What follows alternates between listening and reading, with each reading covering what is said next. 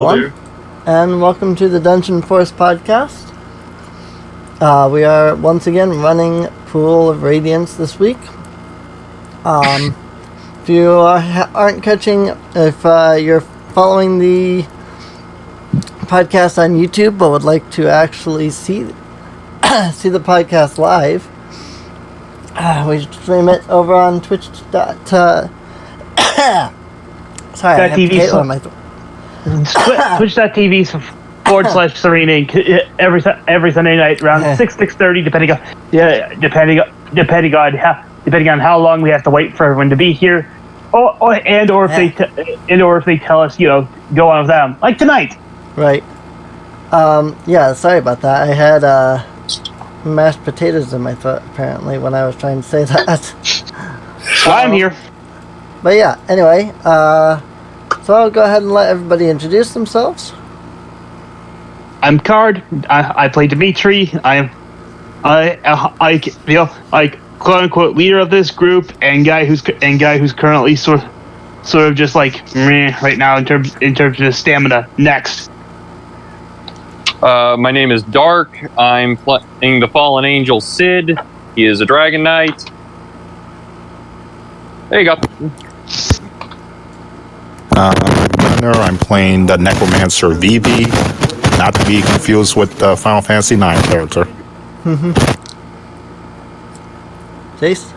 Alright, I'm Jace, and I am playing the Dragonkin Primordial Weapon Zun, who wields, who is pretty much just sort of the Hydromancer.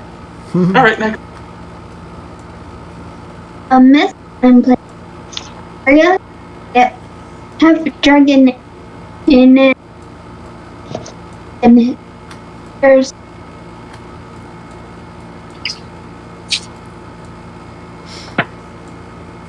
okay. Alright, and I am Wolfie. I am playing Mikiel and Orsari. Arrows everywhere. Yeah, they're a dragon-bound combo, the same as Zareen and Aurea. Right. Yet they are not sisters. Because Mikiel's a boy. and not a half dragon. Yeah. And not a half dragon. Not a half dragon. And I'm Serene, the Dungeon Master, and the person converting this campaign from the old first edition AD&D, not to be confused with first edition Dungeons and Dragons, and converting it over to 5th edition Dungeons and Dragons. Also, Rake is not here this week, so just Jazakir will not be here, and Samuel over here, aka Ryuo, is supposed to be here, but he's busy, so he might show up later. Introductions out of the way. So last week, you guys were making your way through Mendor's library. You found several books of very interesting nature. One being a map. Two of these books mentioning Tyran Thraxus, who you guys have learned to be the name of the boss. You also found an old man who you currently have unconscious and tied to Orsari. This old man was shouting things about he is wrapped in fire and cruel. Also, the big one, the evil one in the Castle of Flowers, he is coming, beware. Along with many other different types of shouts and things of that nature that seem to contradict the idea of a bronze dragon being the creature that lives within Valjevo Castle.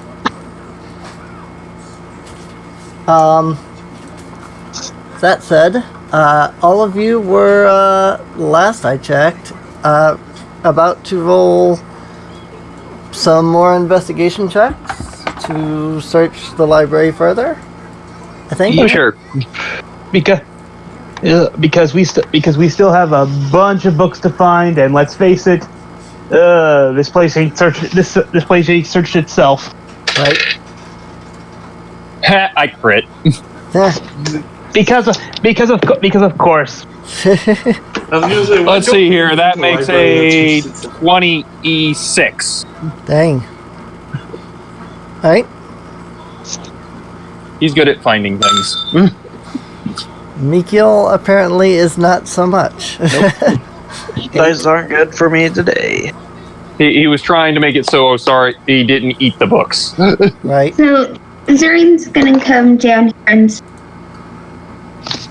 Right. As a particular note, when you enter this room, you can see that this particular room, unlike the other library rooms here, there is a gaping hole on the outside wall. Many of the books here are in very bad shape. In fact, there's a huge pile of books just lying on the ground in the center of the room. A lot of the bookshelves are in pieces and things of that nature. Done. she's still gonna investigate. Okay.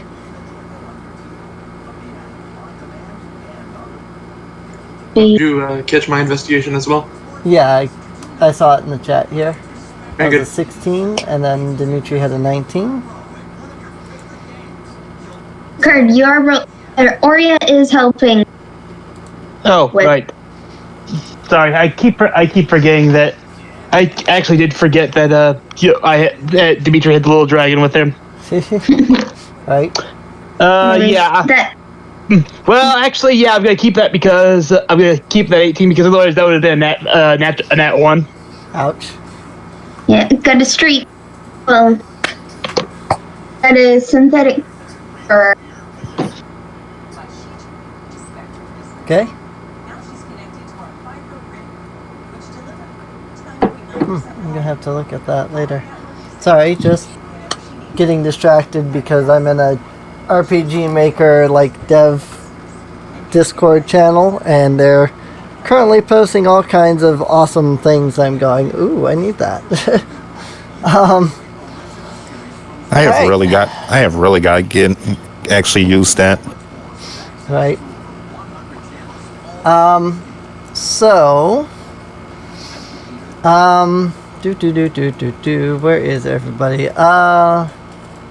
Let's see. Where even is Sid searching, by the way? He's right next to the philosophy books. Right next to this philosophy. Okay.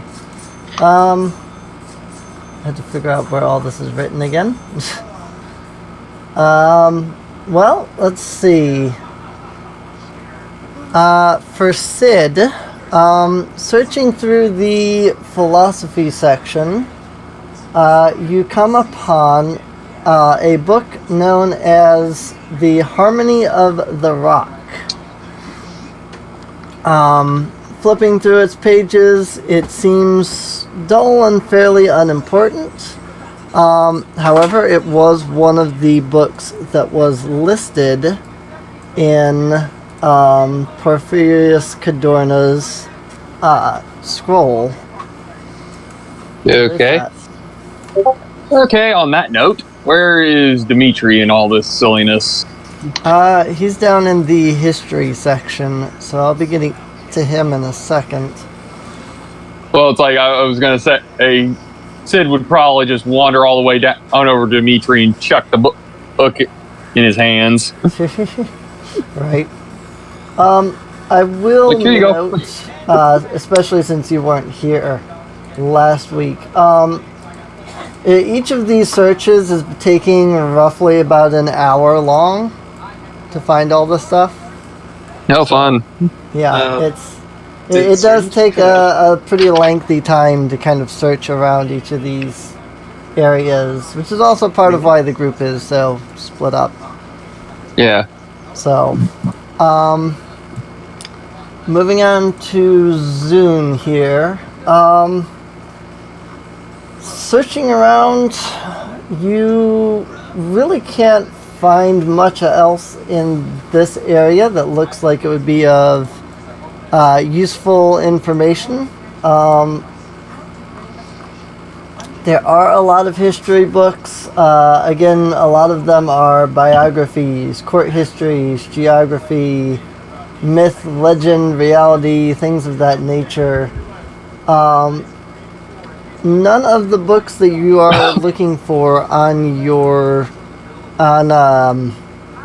Porphyria's scroll, though, are in this section. Wait, was I supposed to move sections at some point?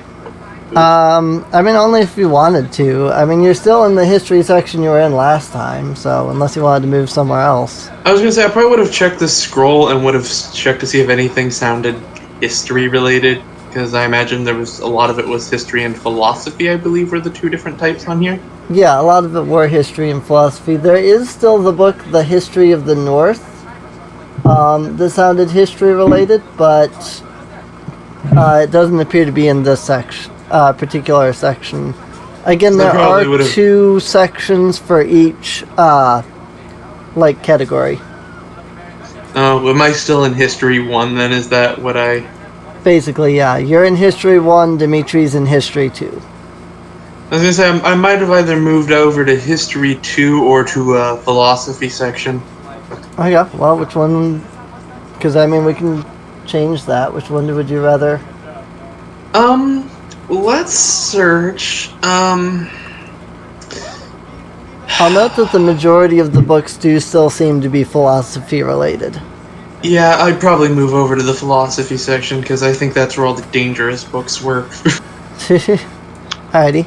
Well, in that case, if you're looking in philosophy, you would find the book known as Strom's Discussions of Poetics, which is literally a book discussing the very essence of poems and what makes a good rhyme and what makes a bad rhyme. Probably the least dangerous thing on this list. Let's have a read and see if that's true. Right. Mikil, you are in the mathematics section. Mm-hmm. Unless you want to change that. No. Again, a lot of this is geometry, calculus, metamagical math, things of that nature. You probably found a book that interested you, but probably would not be of interest to the council. If your character's the mathematically inclined bookish type. If not, then you probably found nothing. You probably got bored. Say you probably would. I mean, you probably would have taken a book, maybe. Yeah. As far as anything of interest, no. He's probably just looking for the books on the list. Right. So, yeah, most of the books remaining are philosophy books, so... that said, where is Vivi searching exactly? Because Vivi's just kind of in the hallway at the moment.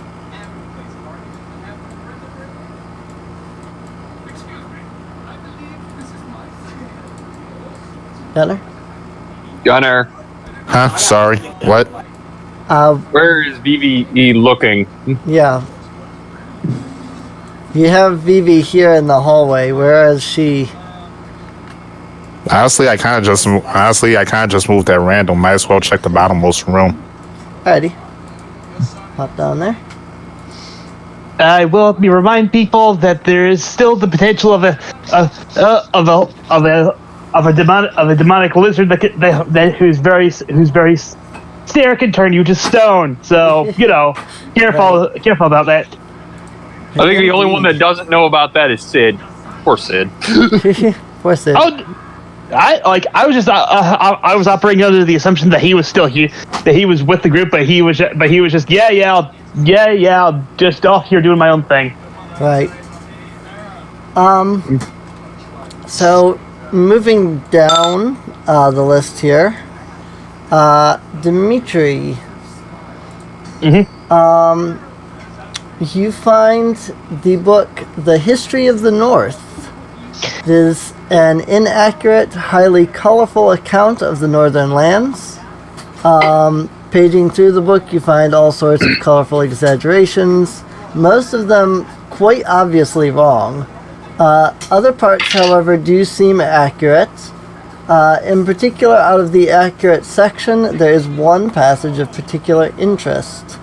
It reads, 10 days' ride north of the Varm is a barren and dead country called the Lee Wai, also known as the Land in Pain or Land of Caused Pain. Others, further south, refer to the land as the Tortured Land. It is said to be an evil place, shunned by the riders. They speak little of this land, but yearly during chess they make a trip into its heart. They go to adore the spirit of a glowing spring. They have done this for ages, and so shall they do for years to come. I will now go ahead and drop that over here onto the Flan map with all of the rest of the stuff. Well, luckily I was down here without any of the councilmen, any of the scholars here to see this. One quick little edit to this book shouldn't cause any suspicion since no one's watching me. Okay. Yeah, taking the pages with the accurate stuff out, and just making this more of just a farcical comedy that they was looking for, because let's face it, I'm not giving him any sort of information like this. Right. Better make sure those are clean rips, or you're gonna have problems. Please, with these hands, no, I got no problems. It's AK. I'm doing sleight of hand to make sure. Right. Go right ahead. Synthetic 20. Cool. Oh yeah, he got those pages out good. It was indeed sound as such, and Yeah, he's just and just slip these out here. So Vivi, you are once again you are, just as Mikiel is, in a mathematics section. Again, there is a lot of ponderous and bizarre books on all forms of mathematics, some ahead of their time, again ranging from geometry, calculus, and even metamagical math. While you, I don't know if your character might take any interest in these, but none of these sound interesting to the council.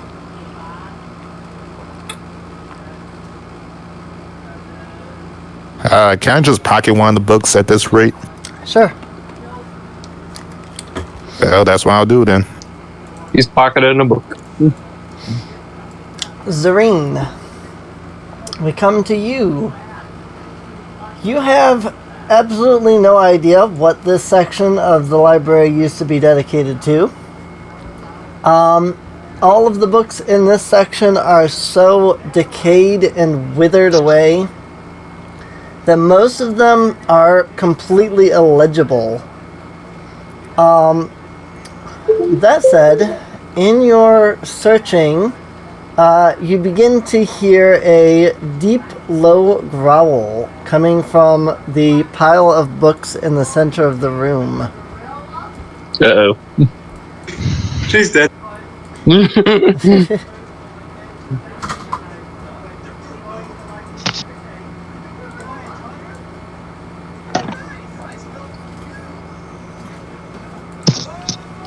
Mist?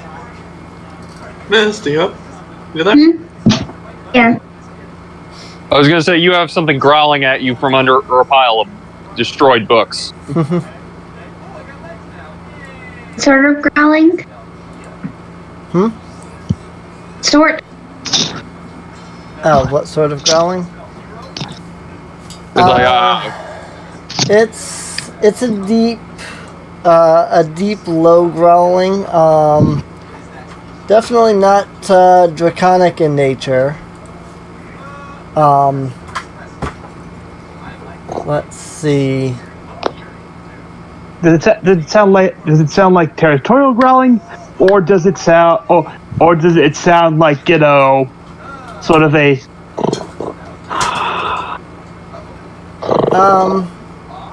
sort of. It's definitely a sort of territorial growling, I would say. okay? Upon quick investigation, you notice that several of the books in the center of the room are, they're turned to stone. Well, we found our stone monster.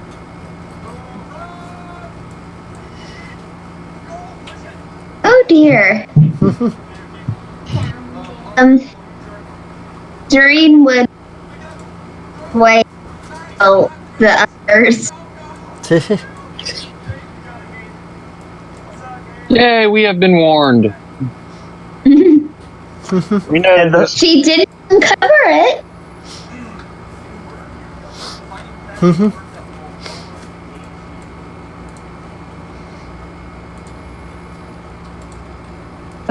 Probably after, you know, a round of searching, Dimitri probably would, you know, sort of get everyone to sort of gather together, say in the middle of the hallway, about there. Okay. Zoom's probably going to chill out, sort of in the back, waiting for someone to actually need him. Should we really be disturbing a stone monster? Well, we don't know. Only really Zarid and Oria know that. That's kind of why I'm doing this sort of thing, so that we can more properly be like, she'd be like, by the way, I know where the basilisk is. Right. Dude's like, so, anyone find anything? I've got about two books of what he was looking for. I found one in a rock. What did you find again? No. Who found the scroll? It's like- the scroll was Fire Death's Discourses on Power. That was somebody in one of the philosophy sections. I didn't write down who found what. I figured you were writing those down on your character sheets. I found one of the major books we needed. I threw it at Dimitri, so that's why I didn't. Zoreen hasn't found it So how many? other than the basilisk. So how many have we actually found out of the number that we were asked to get? You have found 7. There are 1, 2, and there are 3 more. But I'm pretty sure Serena and her sister just found something we aren't going to like. Yeah, that's kind of why I called this meeting. Oria started to, I heard her hiss in my ear. I heard her growl in my ear about something. So, mind stating what's up? I think I found it. Or whatever it that makes stuff go. So did it sound more humanistic or more like a beast? It growled. I did not uncover in a book. Okay, good news. It's a basilisk, which means it's the less intelligent of our two options.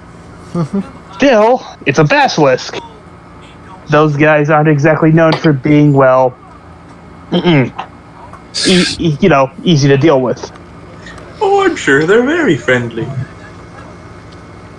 You're very optimistic, you know that? Yes, he is. Oh no, that's what Sid would be saying to him.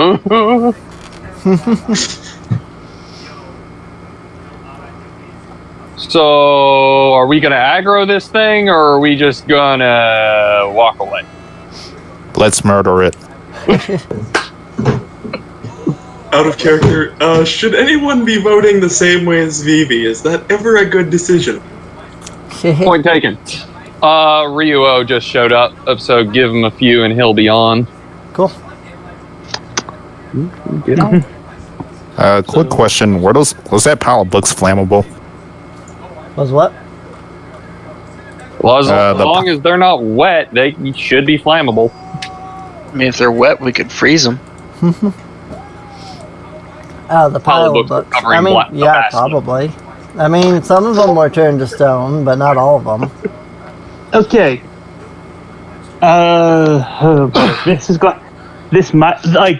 probably going to be Dimitri is probably one of his most devious, but he's like, okay, so here's the thing. I didn't tell the scholars about what the kobolds told me. Only we know what's there.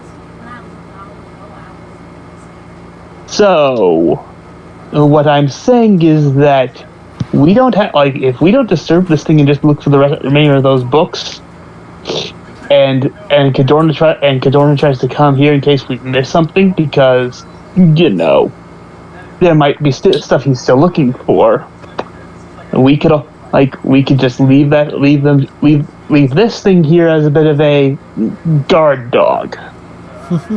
Zune sort of whispers in Dimitri's ear, are there any good books in that pile? I don't know. I haven't checked. And I don't particularly feel like disturbing a basilisk nest.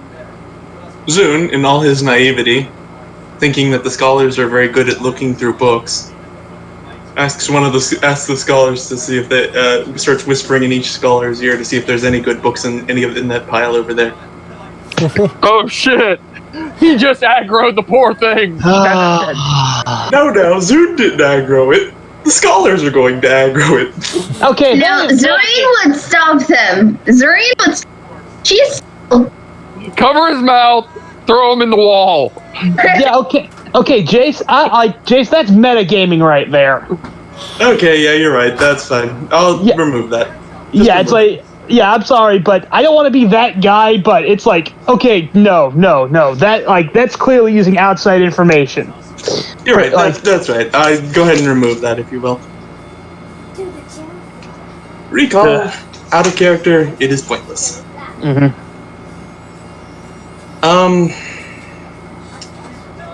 As to what we ought to be doing, though, then... Oh, Ryu came in. Hello. We found the best. Yep. We're trying to decide what to do with the damn thing. I have arisen from my book pile.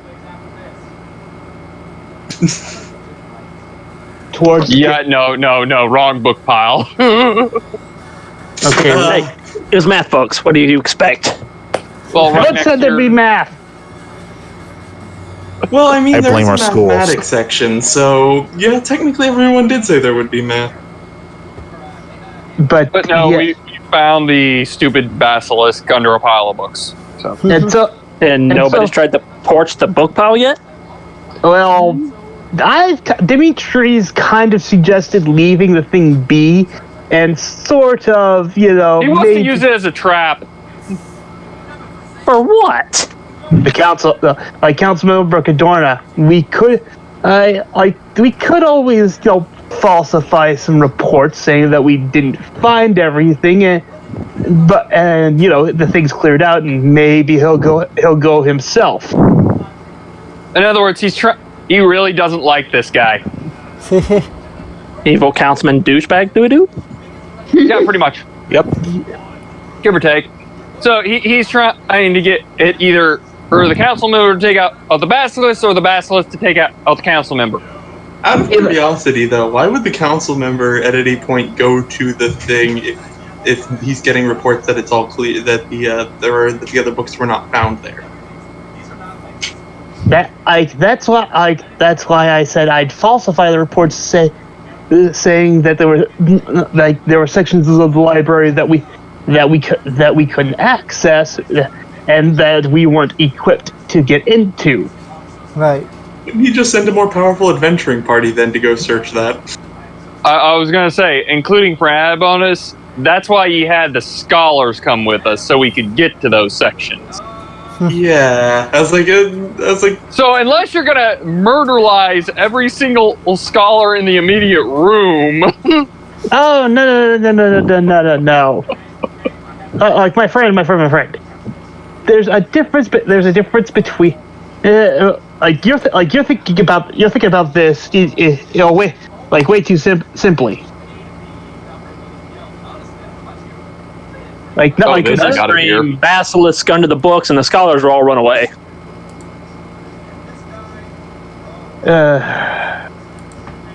Okay. Why is it that you guys have to try and overthink my plans? I don't know. It's quite simple. It's very simple. We find all the books, take the scholars back with us, because I don't think they want to be here. I don't think they want to be around this place more than they have to, because it's kind of falling apart. Plus they were asked to come with us while we were there. I mean, that's still... So what are you intending on doing then? Just sort of leaving that be? Yeah, leave it be, and maybe come up with something like, oh hey, there's this one section that was magically locked off. None of us are particularly skilled in magic, and even the artificer couldn't get past it. So maybe someone of his importance could. I feel like you could just send a mage to break that, but whatever. Of course, then you'd have a mage dealing with that. Yeah, but if it's something that this guy would actually trust with something very important, then hey, one less follower for him to have when he eventually turns against us. You're thinking very far ahead. Yeah, I have been just given the information that we've been given, and how Dimitri would be going across this process, because again, as a side thought, if he has a mage that's that strong, or that he trusts, that mage would be incredibly powerful and would probably be able to defeat a basilisk. So there's that. There's the thing. I'm not telling him about the basilisk. That's going to be the surprise. I don't know. I guess it would have to be. You'd have to get very unlucky, I guess. I don't know. Is there a way to detect if a basilisk is around, or if anything is around for that matter? Oh. I should stop investigating. Kyle is... You're not good at it. No. Yeah. Okay. Why don't you have Orsari help you? Orsari is good at it. Rather, you help Orsari, sir. I don't see every time she investigates, she gets a higher score than a person with a +4 modifier. That's Just one of you help and give advantage. Yeah, I just don't. Probably the biggest boon to having a dragon and companion. True. It's like you can give yourself advantage. Pretty much. Well, where he's looking for, Orsari's kind of backed into a corner with everyone standing in front of her, so. This is true. People would move if she started to move. Mm-hmm. Yeah. You know what? Just because I find that idea rather amusing. Let's see here. That is a 19 to look for a mirror. 19 to look for a mirror. There are no mirrors around here now. Okay. You probably could find a mirror in one of the shops. So But that would, of course, require going back to the supplies area. yeah, but we actually still haven't sort of hashed out the whole, are we going to kill this thing or are we going to leave it? I mean, Vivi's voted to kill, Dimitri's voted to leave it. So that just leaves you 5. Right. I'd say leave it for now. If we come back, make sure we bring a mirror of some sort, because it might try and paralyze itself if it sees this reflection. How do you know that? I don't know. It's actually just going on a whim. That is legit. He can say that. Yeah, because it growled when Zareen entered the room, so maybe it thinks it'd be territorial. Yeah, good point. I mean, Zune just sort of votes not to really mess with it. Then again, he really just doesn't care.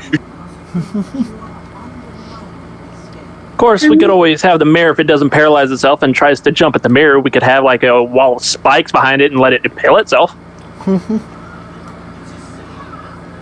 So because right now it sounds like we're leaving this thing to be and then taking the scholars back with us. Yeah, no, that's about right. Everyone pretty much does not want to fight a basilisk. It included. Yeah, I can't help but the feeling of this is one of those let sleeping dogs lie. In this case, let the sleeping snake stay in its pet. Go ahead, Jace. I was just gonna say, there doesn't seem to be much of a reason to fight it if it's just going to lay underneath a pile of books. Has anyone checked it while we were arguing? Has it come up behind Zareen? I imagine that with both Vivi and Mikil both having passive perceptions of 14, that if it were to start moving and come up behind any of you, I'm pretty sure that one of them would, know. Especially since Vivi's a cat, so she would definitely hear the movement. So.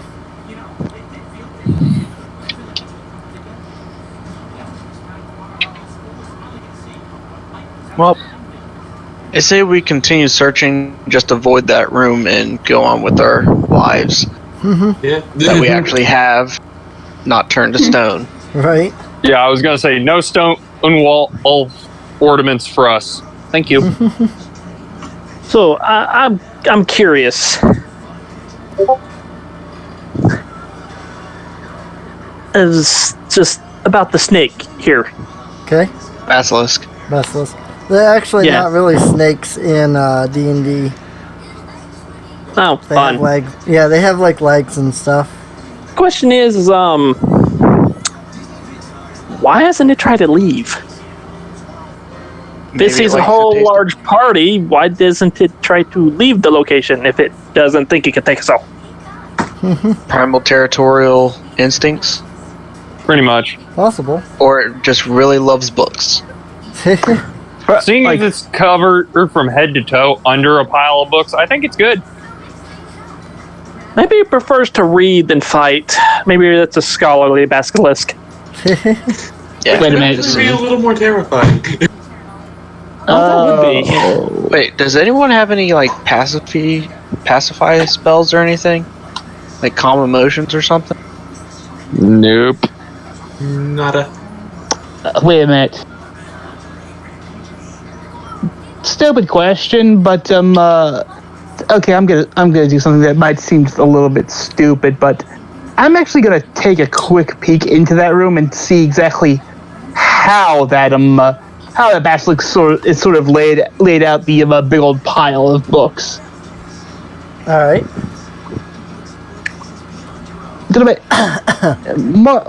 I'm gonna do a nature check because a thought just crossed my brain, and well,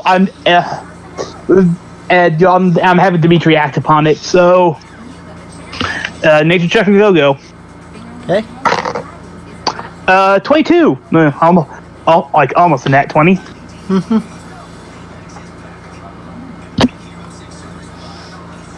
No. Okay. All right. So the pile of books is it's more or less completely covering the center of the room.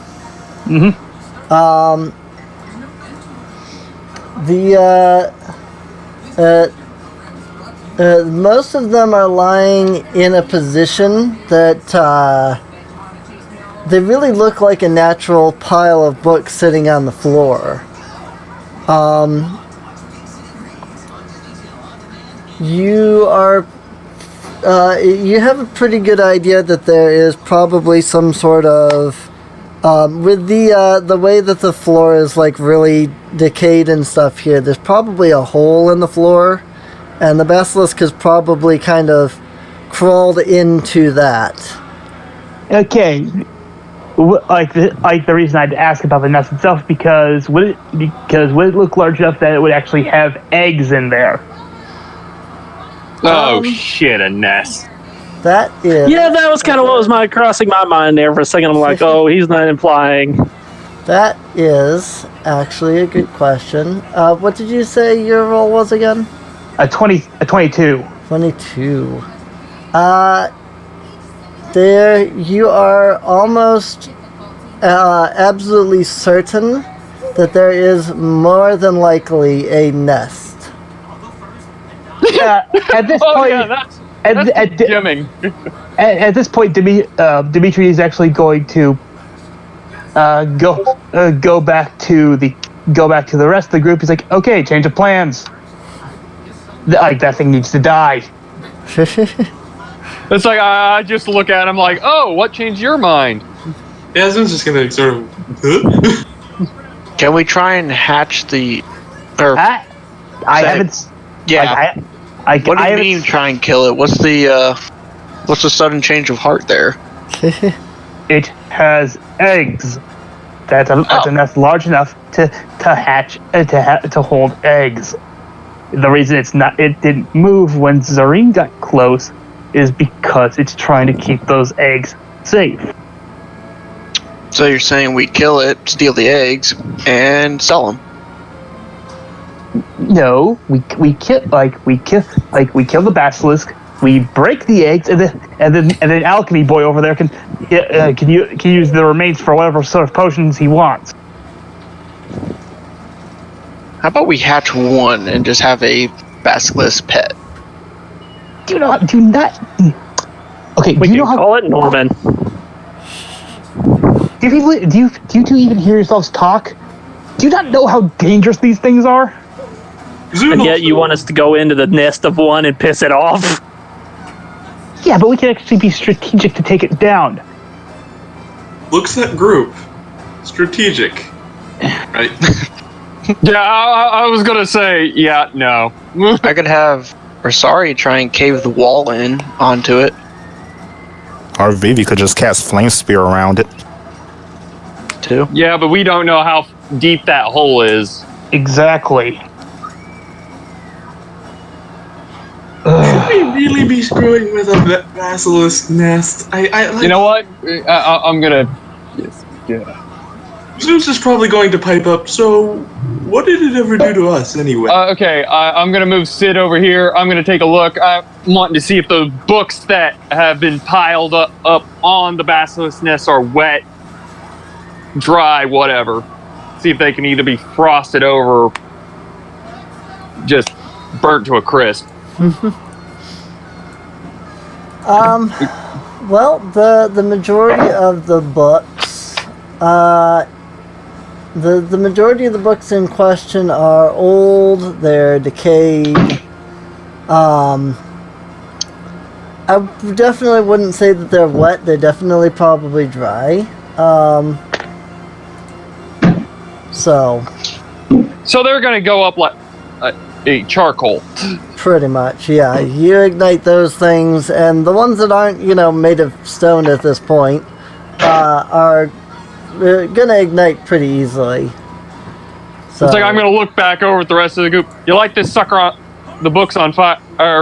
Pretty sure you're gonna piss that sucker off real fast, and probably destroy a couple of the eggs while you're at it. Basilisk egg. Might end up burning some of the books we need for returning. I'm sorry. At this point, I don't care. Yeah, I was gonna say, I don't know if anyone necessarily cares about the books that we need at this point. So, should I just chuck a thing of alchemist fire in there and see what happens? Be my guest. Not yet. Not yet. What part of trying to be smart about this do you get? Do some of you people not get? Looks at group once again.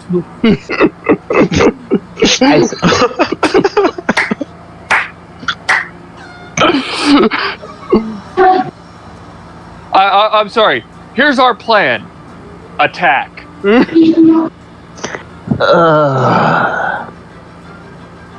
I had to play the smart one of the group. I had to play the smart one. Really? Okay.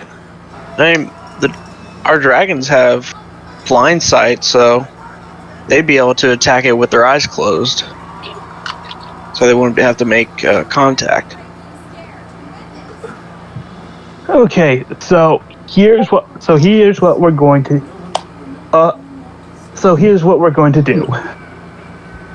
Like Oria, sorry. You two are going to be up there first. Oh, sorry is going to light the book, is going to fire breath the pile of books. Then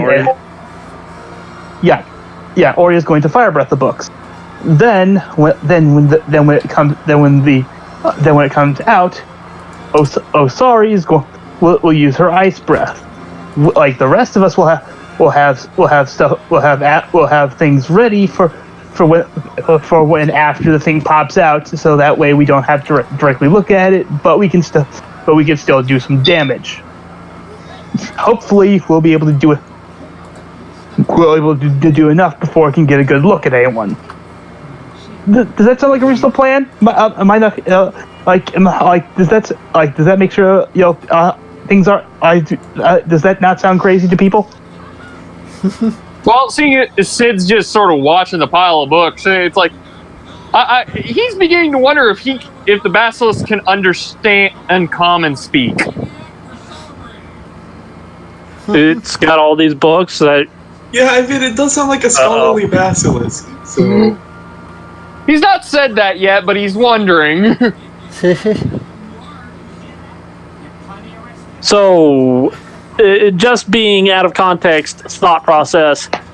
What's the possibility we could talk to this thing? Little. It's a monster. With a fascination about rating. It's in the D&D monster manual, it is labeled as a monstrosity. So unfortunately, even people that can speak to animals would not be able to speak with it. Damn. Is there an actual language for monstrosities, or no? It has no language. It has. It's one of those types. Okay. It's one of those kind. I mean, technically, beasts do not have a language either, but the speak with animals spell and the ability that I give some of the homebrew races to speak with animals only works on beasts. It does not work on monstrosities. So. What's the challenge rating on a basilisk? I'm not saying. I'm not going to say. I was just curious. You could roll a nature check. Why not? Nature check for the challenge rating. Nature check to determine how strong. How much of a pain in the rear end this thing's going to be. Right. Let's see here. Solid 15 because I have no proficiency in the silly thing. Alright. Basilisks are known to be difficult. Not necessarily, like, extremely powerful. It's not like a legendary creature that legendary heroes fight and things like that. But they are pretty decently strong. Your common folk, your early adventurer, most of them would probably be turned to stone before they could even get close to it. Oh, fun. Doesn't that kind of apply to us? What did I miss? We're gonna die. We're gonna die horribly if this Can goes someone horrible. summon the basilisk? We're all gonna be satyr statues stuck in a Gorgon's lair. And why do you think? Why do you think I had the plan of roast the books, have the other dragon frost it, and then everyone use some sort of ranged ability as soon as it crawls out of its hole? How'd that plan work out for you? We haven't even implemented it yet. Yeah. I was gonna say we haven't gotten the two dragons over here necessary for him to turn that basilisk into a charred frosty pop. Okay, so At this point, we're still discussing everything before we even open that dang door. Okay, I was gonna say, did the basilisk just attack, or no? We fine? Okay, we're fine. No, because people keep it just keep yakking and getting sidetracked. Yep. Let's just go with because Elf's plan. because no one else has offered up any other sort of idea. I mean, what is the Anyone option? you agree with? I think I have a stupid idea. Okay, you've got a plan either better or worse than mine. Go right ahead. Probably worse. Well, Vivi does know unseen servant. It could get itself turned to stone and pinned. Okay. Can finally unmute. Do I need to repeat it? No, I was. Unseen servant, try to pin it. Got it. Yeah. Yeah. Okay, here's the thing about unseen servant. I don't think it can actually, because it's invisible. I don't think the basilisk can actually see it. No, but unseen servant can move all the books off the nest. It can interact with things. It's just invisible. Which might... I could see that maybe confusing the creature because there's nothing there, but something is going on. Maybe it attempts like a grapple or something like that. That kind of thing.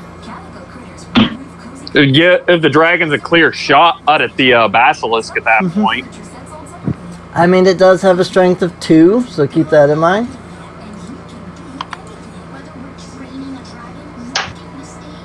So, I mean, we're talking a -5 modifier, I think, to a grapple strength check. Holy shit, that's just... Ooh. Yeah. Well, I mean, I could just use it to distract it then. there's a reason why I just went with just the nuke strategy. There's also. I'm always with the nuke strategy. There's also the option of just leaving it alone and not dying. But do you want this place swarming with basilisks? Do we Yes? need this place any longer? I was gonna say, do we really need this place any? Out of character, do we need this place any longer? I mean, Pretty do sure. you want to take it back? Yeah. Yeah, it's like we. I think the city would want the building back at some point. Right? Yeah. Yep. And what if those best go out and reproduce and end up taking over the city? Yeah. That would be a problem. Yeah. That's for sure. Be like a volcano. So yeah, erupted. these suckers die. Alright, well, good thing we're not the group that just screws over every town we visit. Okay. Oreo, would you please? Well, let's move. Let's get Unseen everyone. servant.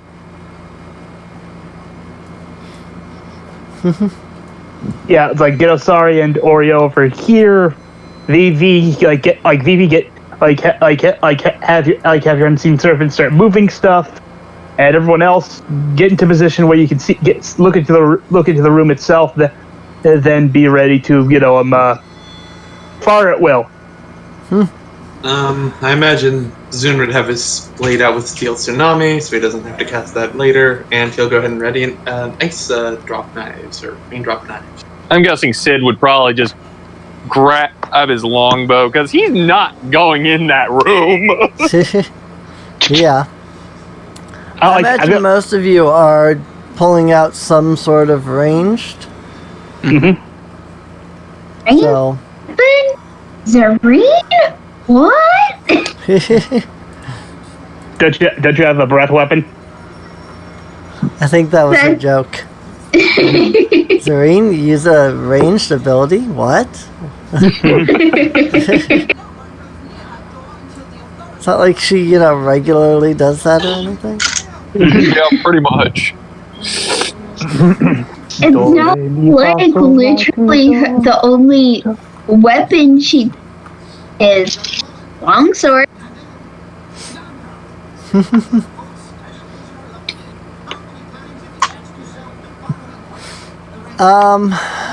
All right.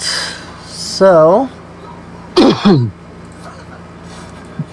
well, here is an unseen servant.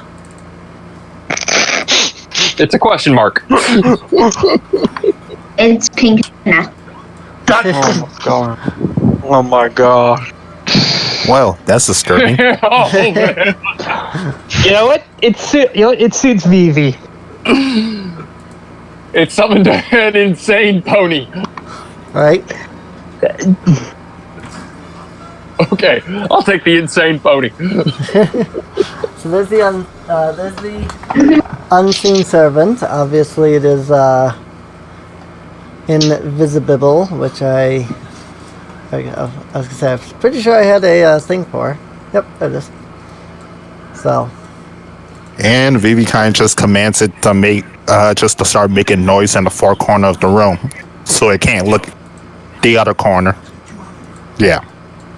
All right.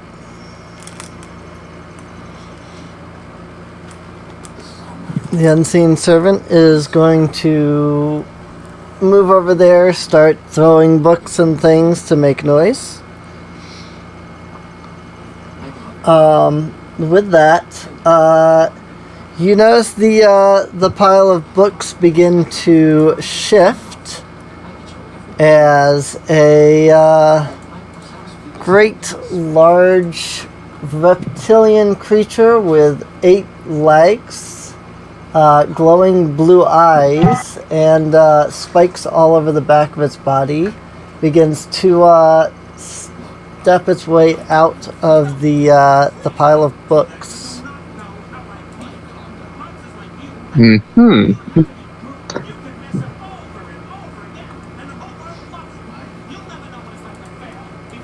So. Okay. When breath weapons go off. Yeah, breath weapons. Then everyone else. I have a theme, especially just for when this thing comes up, and sorry but not sorry. So is it fair then for us to qualify all of our actions as ready to actions then? Yeah. Okay, very well. In that case, I'll go ahead and roll off Raindrop 9. Okay. Let's go ahead and let Oria do their breath weapons first, since that was the plan. Yep, that was the plan. 11. Monster Hunter World. Save. Oh yeah, that's right, because they are saving throws, so I actually have to make the rolls. What are they again? For Oria, at least. Yeah, Oria's is a Dex and Orsari's is a Con. Dex and Con. Alright. So I might have made a huge miscalculation on Orsari. Why do you say that? You'll see. 18 Dex and 20 Con. Yeah, that's why. Also, I mean, it's a DC of 11. Yeah. Were you? I mean, it's still half damage. 7 from Orsari. 7 from Asari. I need to get my calculator open. Always do that. I always forget to load the calculator. Is that 7 halved or is that 7? 7 halved. Yeah, 7 is the halved. Okay.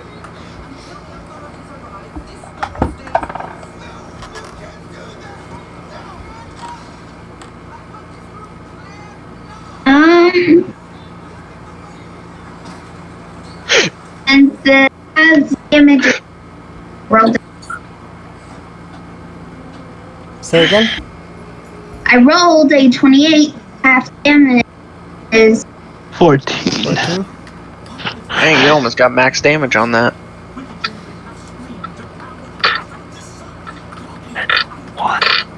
All right. So yeah, top of the initiative for the surprise round. That would be Zareen taking the first ready to action.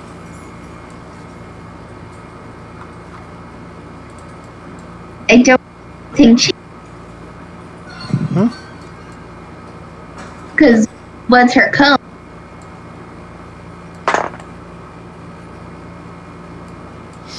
You can move into Orsari's space, couldn't you? Oh, yeah. Yeah, you should be able to move into. As long as you don't end in somebody's space, you can basically move and then. So. So if there is hers. Team. So the basilisk is in her cone. Another deck. Another dex. 19 again. Damn. Rolling. Well, not again. What the heck are they doing up there? But yeah, so 19. Sure. 2d.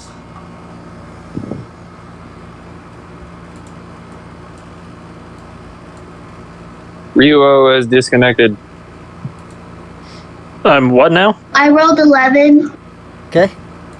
It said you disconnected from the map tools. Yeah.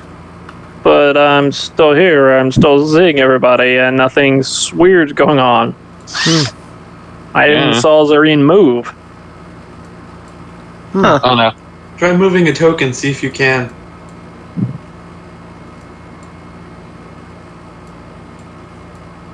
Did my guy move? Nope. Nope. Nope. Yeah, exit the server. Oh, it just now is telling me disconnected. Wow. Yep. What lag? Wow. Alrighty. That was some pretty crab lag, dude. That was like 3 minutes worth of lag. So that brings us to Vivi, because I imagine Zareen is moving back. Yeah. Yep. So Vivi.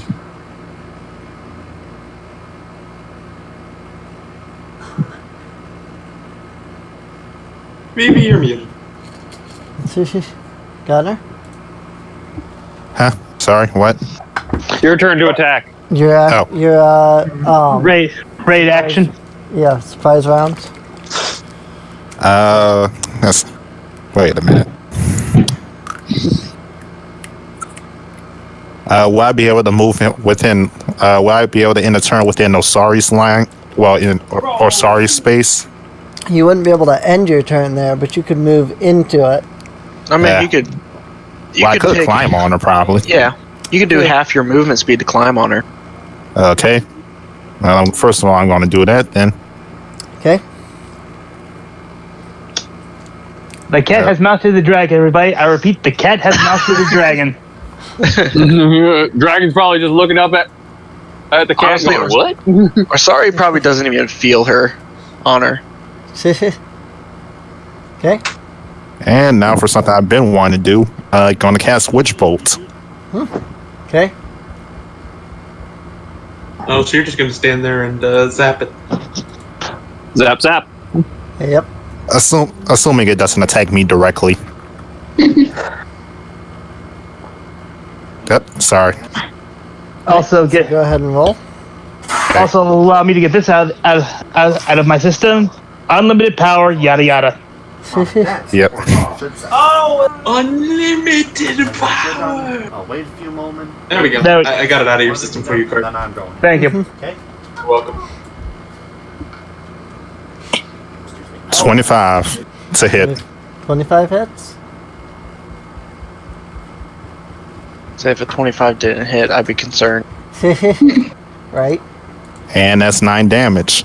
9 damage. All right. Which also means as long as I don't get hit, as long as it doesn't get out of line of sight, I can do extra damage each turn. Yep. Without spending a spell slot, because Witch Bolt is nice like that. You can use your action to deal the extra. You can use your action to deal another 1d12 damage. Again, that is your action. So. Well, does it use an extra spell slot? No, it doesn't use a spell slot. It's just is your action to do that. So. Yeah, that's fine. You're basically making another attack. You just don't have to roll another attack or anything. It's just automatic damage. Yeah. So. Oh, that's fine. Alright, that brings us to Sid. Sid will pop around this corner as soon as it'll let me. There. Alright, I'm just gonna shoot the little bugger with my bow. Let's see here. Call out Divine Retribution on it with your bow. I wish. Oh, I got a crit though. Nice. Close enough. Let's see that here. Divine Retribution. Wish Like, Snake must die. Right. Alright. That's double damage. Yeah, you roll twice the damage dice. Okay. First I'll do the physical, then I'll do the acid. Okay. Alright. Oh, gee, I lost one. Alex, I'm gonna resend you the PDF for the Artificer. Make sure you bookmark it this time. Okay, I was just kind of curious on something. That's why I was looking it up. Right. That is 17 physical damage. Ow. Okay. And I need D6s for the acid damage. Max damage 12. So Divine Retribution. Divine Retribution and fudge that basilisk. Because it did. It did good. It's like, and mega acid arrow right in the forehead. So Okay. it was dead just from the physical damage. Ow! Between the When you said you did 17 damage, I went ow, because that's how many hit points it had. It's like, and perfect shot. Pink.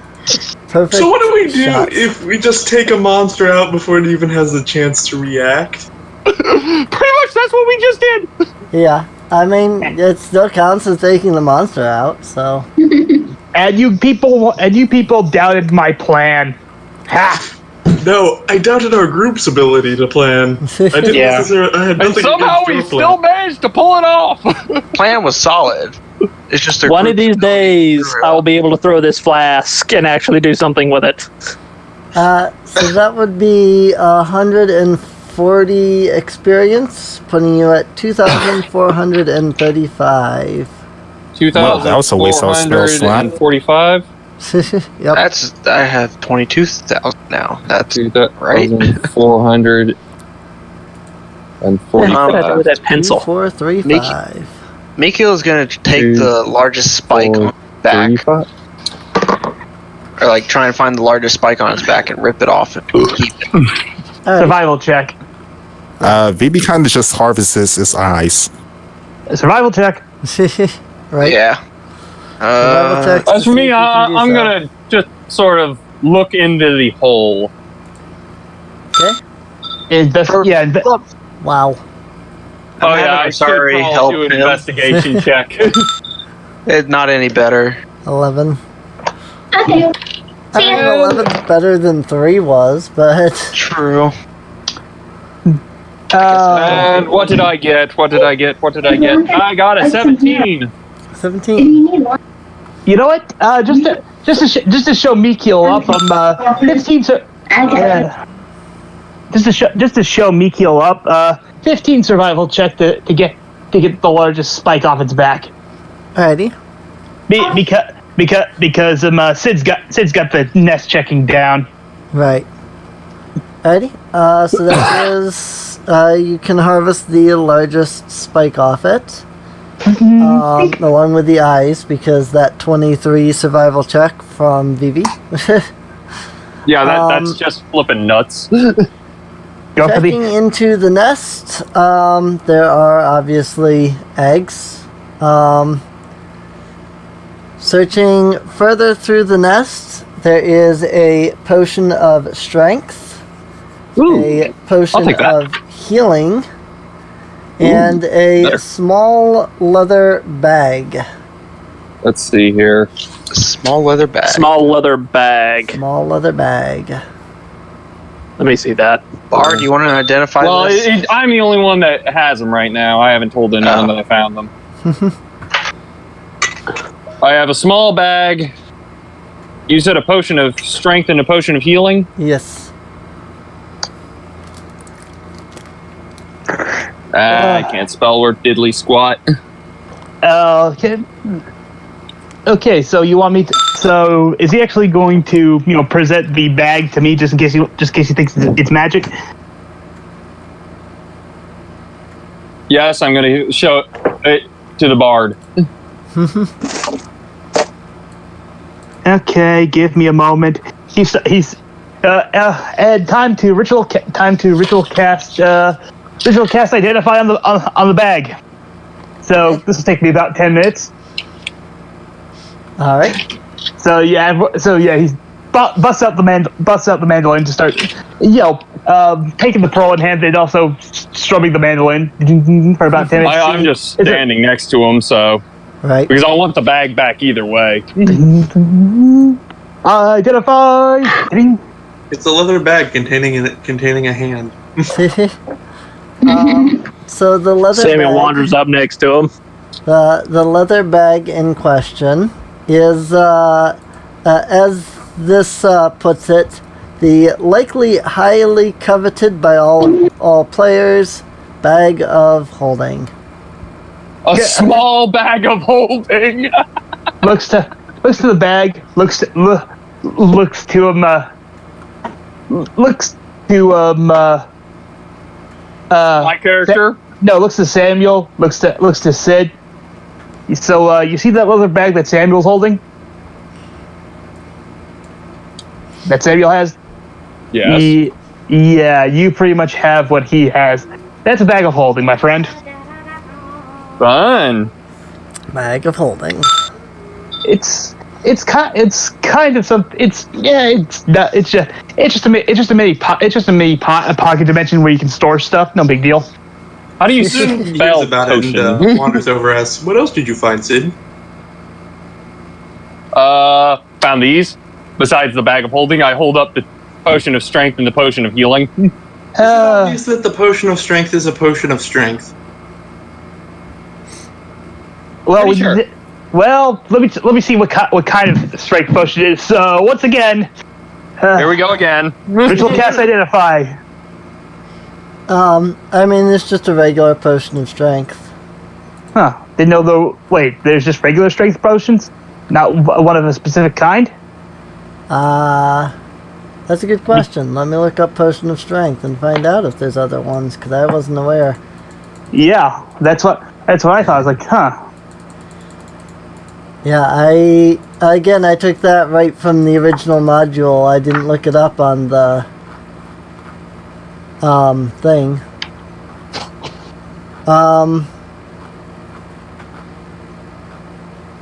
Okay. So potion of strength is not an item that exists in 5th edition. But there's potion of giant strength, potion of growth, that sort of thing. Right. Hang on. All of them are giant strength potions. That's interesting. That just goes to show you how much has changed between. Changed. Yeah, that just shows you how much we've come, people. Yeah. Most potions are convertible. What did the potion of strength do initially? I have no idea. It's, in the original module, it just says potion of strength. I didn't know that there were multiple potions of strength. So, you have to realize that the original AD&D modules just reference things. They expect you to have the book and stuff, so it doesn't list anything. Like if there's an orc, it just tells you there are orcs. It doesn't tell you, it doesn't have a stat sheet or anything. So the only thing I don't have the original AD&D books. I just have the modules. So I guess I would say it's a hill giant strength potion. Yeah, Dimitri's congratulations, you have a potion of hill giant strength. Probably chug one of these bad boys, and you're gonna be as strong as a hill giant for about hour and a half, maybe, give or take. Zoom looks at it sort of somberly and holds his hand out. Thinking about it. Shrugs, gives it to him. I don't care. Zun sort of takes it and says, "Thank you," and he just sort of tucks it away, and then sort of tears up a little. Wait, isn't Zune the one that has the fascination with fish? Yes. Zun is the I was gonna say then, yeah, I probably would have handed it back just to try and make amends for that whole I hold up the giant fish and wave it around thing. Okay, Dimitri's gonna ask, so, why do you seem a little sullen? I've been looking for a way to eventually get stronger. He sort of looks around and sort of says, I haven't seen my actual Dragonkin tribe in years. The last I remember seeing of them was their disappointed faces as I blacked out. Disappointed family. He cries.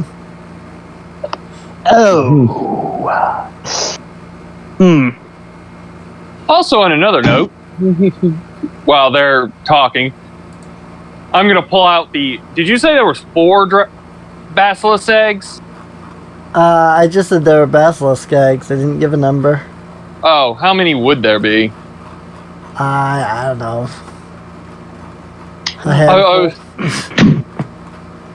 So probably around 6, give or take. Something. I don't know. I don't know how many eggs basilisks usually lay. Well, if they're anything like any other lizard, they would lay somewhere between a few and a dozen. Right. There's 8. So yeah, let's go with the 8. So I just pulled them out and set them in front of everyone. So, what do you do with these little guys?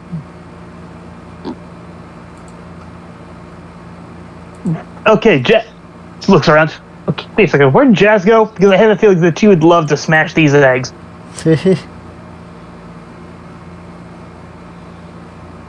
Sid shrugs. I think she went to bully some scholars. Of course she did. We did leave them all alone one by one in another room. Cool. Yeah, I was just gonna say, we just hear scholars screaming in agony. I'm like, there you go.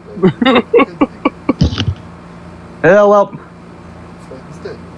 actually, Mikhail did have a point. Those things would probably sell for a high price if we could find the right seller. Probably some junky alchemist could probably do something with them. Yeah, they wouldn't be able to hatch because it'd be too long afterwards, I'm assuming. Right. Wouldn't have enough heat or anything. But I mean, they are reptilian, so. Does anyone look like it would I imagine you can't really tell, though, from an egg what exactly type of, whether it be the runt of the litter would be out of that egg or not. No, not really. I didn't think so. Well, there may be a few slugs in the nest. slugs.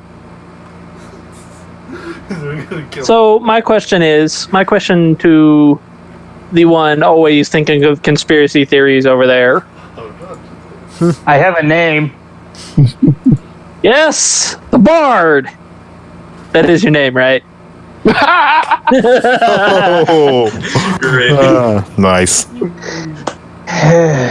The old joke that just really only needs retold once and then you let it go. What do you This is my- what do you want? So, what's to stop the evil councilman when he finds out we've got these eggs to say that's part of what he wants brought back, and then he makes them into some evil potion? We don't. You know have what? to tell him. I'm gonna do this. I'm gonna do this just to see what would happen. Oh yes. Put it in the bag of holding. I was about to say. That's what I just did. I just did sleight of hand. Hey, I just got a straight 20. Dimitri's gonna say, well, first, we're not gonna tell him about the eggs, and second, I was gonna have Sid put them in his bag of holding, unless you want one of them to put in your bag.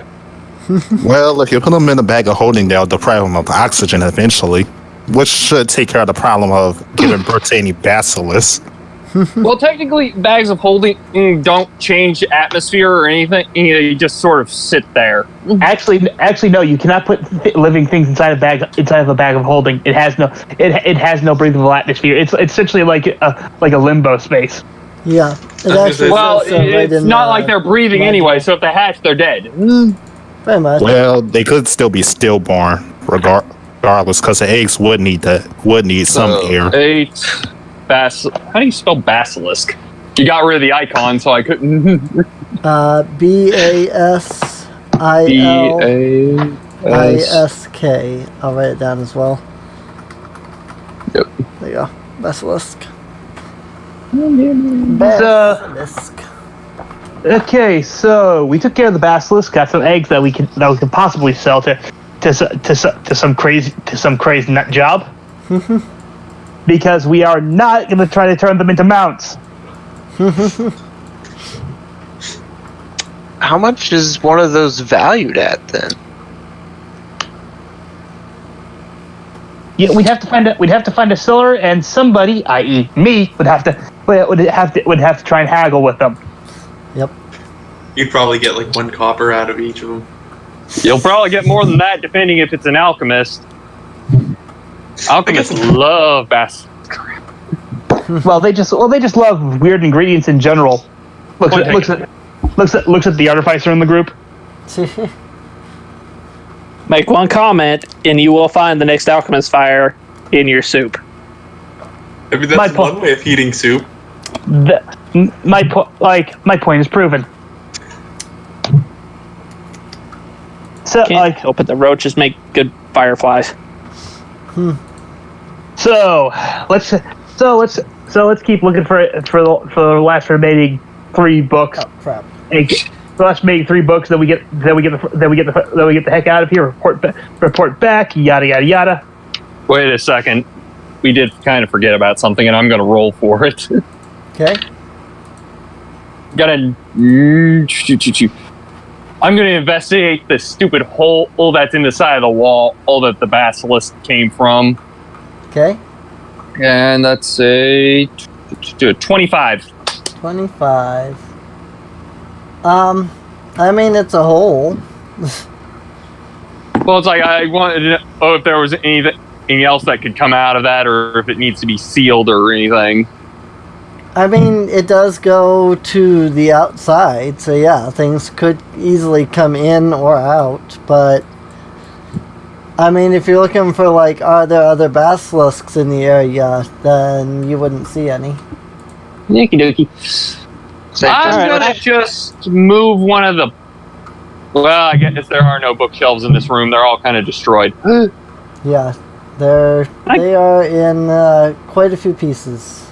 I'd have to literally grab a book from another area. Just to let you know, Osari busted through the wall to get into the actual library. Yeah. Plus There's a huge hole by the entrance. Yeah. I should note that there are other holes throughout the library as well, so... Okay, so there's no point in stealing that thing. Yeah.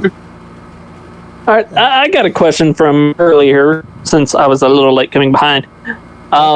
Did Samuel actually find anything in that mathematics area after he rolled that 24? Yeah, you probably found some kind of alchemy book. We don't really know what. It was just some book I got to figure out later. Yeah, probably. Okay.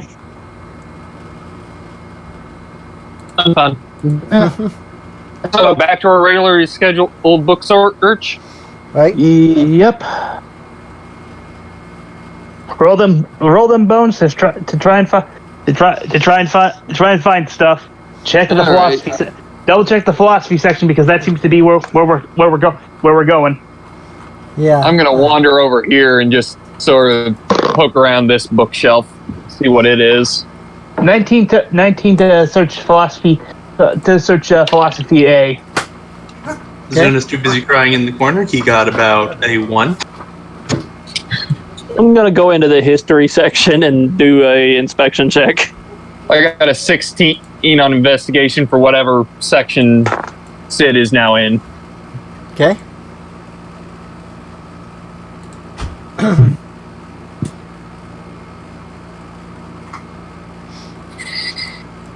And anybody else have some rolls? Because they're up there. 17 plus 5. It's a great What are we roll. rolling for? Just to find the last of the books. Yeah, you're just investigating mostly the philosophy section for... Actually, allow me to re-roll that because that 1 is on a D8. So let me re-roll. Oops. I don't think a D8 is used for investigation check. Nah. Probably not. Let's go with an 11. I think 11 is a little bit less of a 1. Yeah, Mikko's not doing anything. He's like, I'm failing at everything today. I'm such a loser. No, He's pouting he's just kind of fed up with this and is ready to get back. I don't think he likes libraries in general. I mean, he's more of a mercenary, so doing this kind of work is kind of tedious to him. Right. Yeah, so boring. Yeah. Alright, so I'll basically just hand you guys the rest of the books at this point. So you can just basically say that you have all the books on the list. I think the remaining ones were Meditations, The Chronicles of Arum, and A Discourse of the Nature of Writing. That said, Sid. Yes. You have entered a room that has a few shelves, a desk, and a chair. You are able to pretty quickly come to the realization that this is the study of the master librarian, Mendor himself.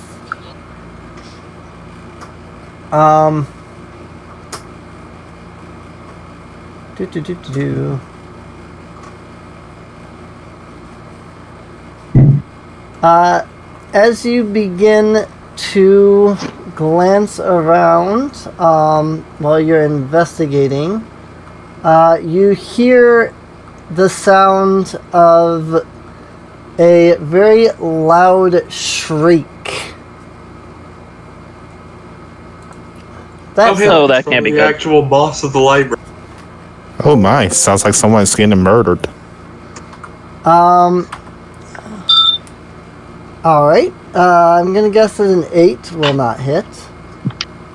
Not even close if you're aiming for me. Nope. Yes, I was aiming for you. It's like Sid's just going to tilt his head to the side and it's just going to fly into the bookshelf. Pink.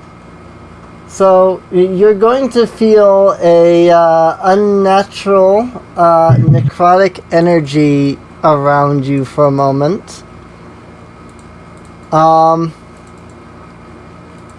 And then a horrifying,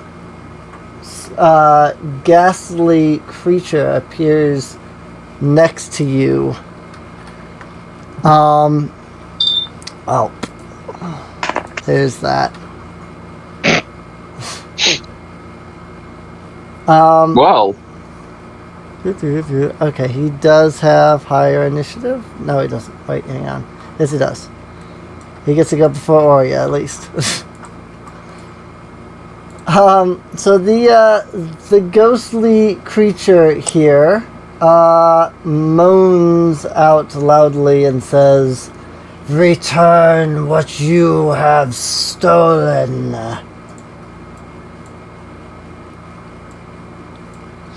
I'm sorry. At this point, I'm just gonna turn, look at the spirit thing, and I'm just gonna be like, if you're talking about a book, I don't have it. I gave it to them. Right? I will admit, I basically just condemned poor Dimitri at that point. So here comes Wow, fuck the this biggest, bard in particular. Here comes the biggest issue. As far as I know, everybody was moving up to the philosophy sections. I know that Zareen and Zune haven't moved their tokens, or, well, obviously Zune hasn't because he can't. But Miss hasn't moved her token. Mikhail, I know, is just kind of over here. Yeah. And Mikhail and Osari said they were fed up with that and just gonna sit here in the hall. Right. Pretty much. I was in the history section earlier. Yeah, you're in there. So Yeah, dude, Good. you're still in the history section. yeah. So Works for me. unfortunately, the only people that would have been able to hear this shriek of rage and these words are Mikhail, Samuel, and Orsari over here. I'm sorry, I have to quickly. My housemates didn't know that candles are not allowed in the door. Oops. They came and asked me for lighter candle. Oops. Yeah, that's a no. But no, well, this is kind of awkward. So, because of this, basically, it is Mikhail's initiative because it's Sid's initiative because nobody else is there, so neither Zareen nor Vivi can go because they're not aware. So I was gonna Sid, you're say, up. so this is basically already aggroed, and Yep. yeah, no, this ain't gonna end well. I hate fighting ghosts. Dang, I left my proton pack in the other campaign. Oh, Fuck you. my gosh. Okay, plan B. I mean, it could be worth it. I don't like fighting ghosts, but I'll do it.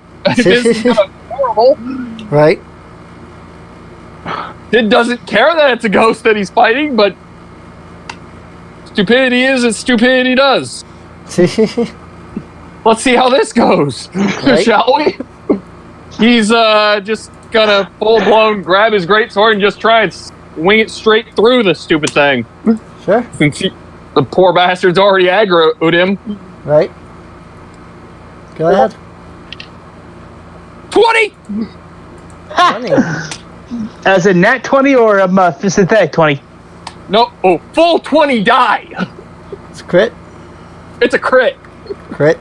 That's what I just asked. Oh, Yeah. I don't know.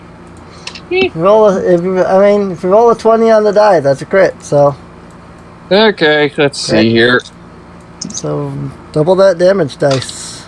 Let's see here. That's a 7. That's a 6. So, that's a 14 physical. 14 damage. And the one is an 8 acid. All right. It barely seems affected by it. Sid's just gonna sort of look at that and be like, well, this is awkward. Even magical, oh dear. Pretty much. No. Here's the thing. What he has is not a magic weapon. Yep. Does it not count as magic for the purposes of overcoming resistance? All dragon weapons don't count as magic. The dragon weapons do not count as magical. Oh dear. So I'm at a severe disadvantage right now. Yep. Got it. I think Zud's the only one with one of the few with magical ability right now. Okay. Well then, BB of course, but Yep. Well, And unfortunately, Dimitri and Zune are nowhere near, and thus did not hear what was going on. So skipping on through initiative down to Mikiel. I guess Mikiel's gonna try and yell down the hallway to everyone about what's going on. Guess we couldn't even move on our own, just not knowing what was happening. Yeah. No, all of you are currently mid your investigation check from earlier. So, literally none of you are even aware of what is going on. Yeah. Quite literally, we are just now being aware because Mikiel's like, "Oi, fucking ghost!" Yeah, I will allow Zoom, Vivi, Dimitri, and Zareen to make quick perception checks. You will have to roll a 15 or higher to hear Mikiel shout. Can I roll 2? Yeah, yep.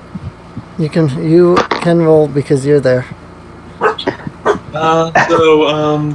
4, 6. Well, that's pretty sure at least one of 16. I got exactly 15. Nice. yeah, they both here because that's a 15 on the die and a 19 on the other. Alright.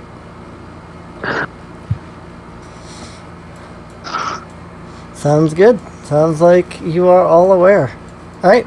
So, Mikiel, what else are you doing? He's gonna attack it with his +1 mace Cool. and probably miss it. 11 is a miss.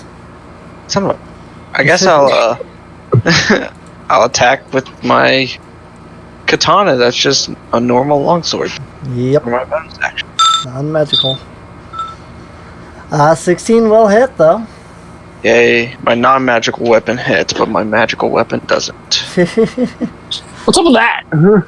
I don't Such dread. It's like I was gonna say, I have an excuse. What's yours? 9 damage. Alright. So, it barely feels that. know. Yeah. And moving on to Samuel. Yay! I actually get a turn. Yeah, but And, you just gotta be able I to can get. still only move 30 feet, right? Yep. Can only move your move speed. I'm not in the room yet. I can't do doodle. You could dash if you wanted to, but That's You your can always take light the action, wall yeah. on fire.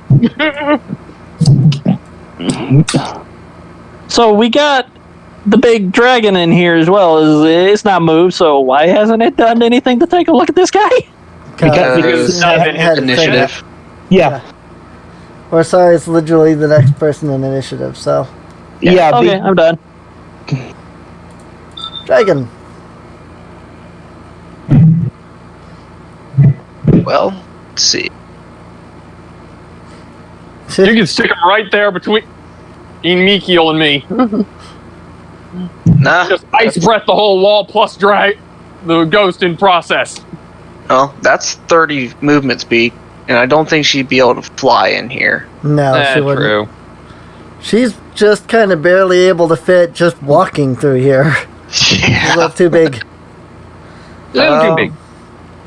She's a large creature. She's having to like keep her wings tucked in and stuff like that just to move around. So no, she ain't.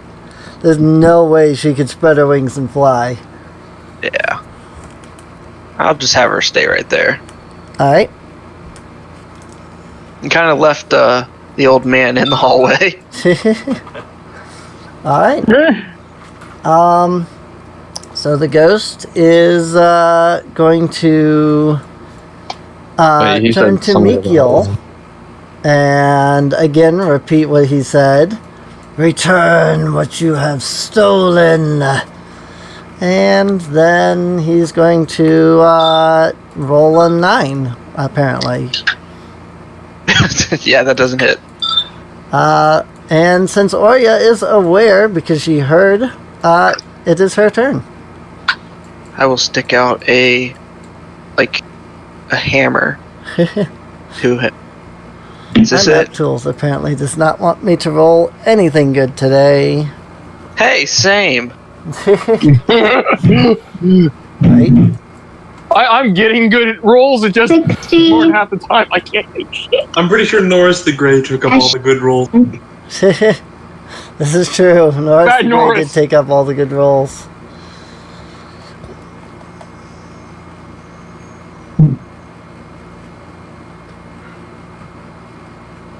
Think she. You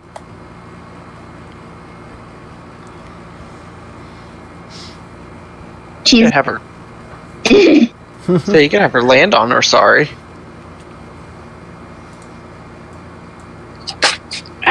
Lost my sheet. Oops. She's good where she is. So Right. And Zareen. yeah. A lot of move.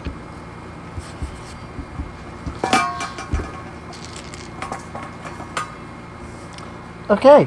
That's where the dog's food bowl went. Well, then. That's all of Zareen's movement. Right? Vivi.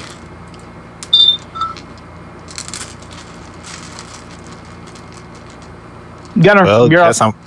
guess I'm going to take part. Wait, let me check how far that is.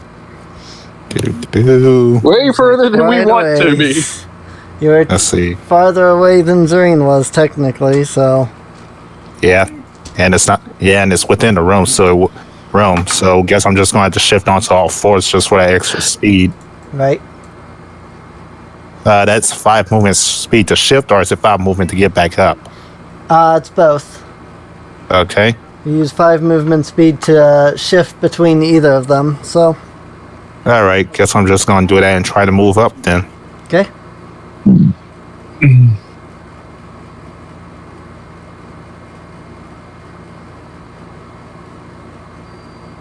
And guess just end it there. Alrighty. And Sid. Yay, my turn again. This sucks. I hate ghosts.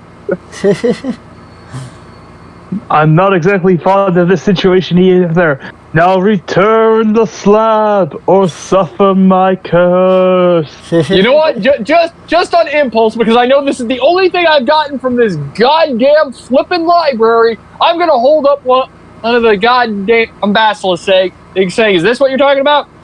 See if I get a reaction there. Just start playing the annoying music on the music box. The ghost will say it is not. Okay. Slash. Nope. At this point, this is probably going to give opportunity to the stupid ghost for me going this one step away from this fight. You could do the disengage action. Yeah. Sure, you can't attack, but No, I'm not going to attack Nick at all. Yeah. I'm going to do something in completely out of normal for Sid. He's going to move down one, and for his action, he will use guidance on Mikiel. Okay. Say, you got this, right, buddy? Sure. Yeah, you're staying in his threat, so you don't take opportunity.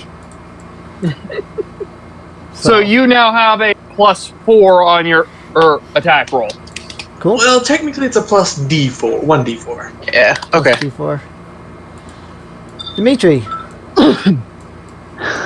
let's see. In his mind, crap. Let's see. This scenario. 20, then double move. down here, and well, I'm done because I can only use my flourish when I'm attacking. Right. Zune. Right. So I failed my last perception, I believe. So mind if I roll it again? Yeah. Because he's probably like, why is everyone going? Yeah, that was a 12 this time. I imagine that also fails. Well, because of the fact that everybody started booking it, you can tell that something's wrong. Alright, in that case, Zune is going to start heading in the direction. In that case, Zune is going to, since everyone was booking it, take his wings and, let's see here, would 40 feet get me in range of said ghost? No, man. Oh, You're not just... even close. In that case, we're even going... a double Jace? move is still not even going to get you there. Jace? So. You might as well Gloria. use your... Oria had to dash 12. Yeah, in that case, we'll just dash. Like I said, I don't know exactly where I am, so I'll just go ahead and dash. You are quite literally on the opposite side of the library. Think of it this way. You get you're on one end of a large store, and you heard someone shout, "Oh fuck!" at the other end of it. So in that case, we're fly dashing through the library. Pretty much. Everyone is literally like, oh shit, oh shit, oh shit, oh shit. And Sid's the one that literally turned and saw this thing, and he's like, oh, fuck me. Mikhail. Would I be able to get right there? Yeah, you that can table? move around. Okay. Yep. You're not moving out of his threat. You're staying in his threat, so you can move. Yeah, I was just wondering because of the tables. Yeah. No, you can get there. Alright, I guess I'll attack with my mace. Opportunity attack. No, opportunity attack is only when you try to exit a threat zone. Yep. Oh, then what's this one called? Or just flanking. Yeah, this Flanking. is flanking. Because you have your Okay. straight It's across also from each other. That's unfortunate. Well, I'm going to add that Well, D4 to the first one. I was going to say, he can add a D4 to this. And that's a 13. Okay. Adding the D4 is just enough. Thank God that's with the mace too. It's like, please hit, please hit. Thank you for that. No problem. And I got minimum damage. Minimum damage of 6. Well, You're he just did like- feel that one, so at least there's that. You're just like, I'm going to hit you, I'm going to hit you. Get Because you A on did this take side. full damage that time instead of half.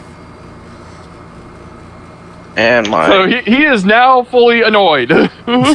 bonus action attack, crit. That's a crit. This is with my standard longsword. Right. Let's see the damage, though. See this. I don't know if the macro will like this, but we'll see. I want to check something. Oh, okay. Did like that. I mean, kind of. It didn't roll the D8 separately. It just doubled the D5. Let's see. So I can roll them separately. yeah, you can just if you just type 2D8, it'll roll. So Yeah, there we go. there you Just go. 6 damage. So 6 damage because of half. Okay, I did a whopping 12 damage. Yay. Samuel. Okay, I guess I should move into the room now. Yep. Move it, Dragon Boy. Funny.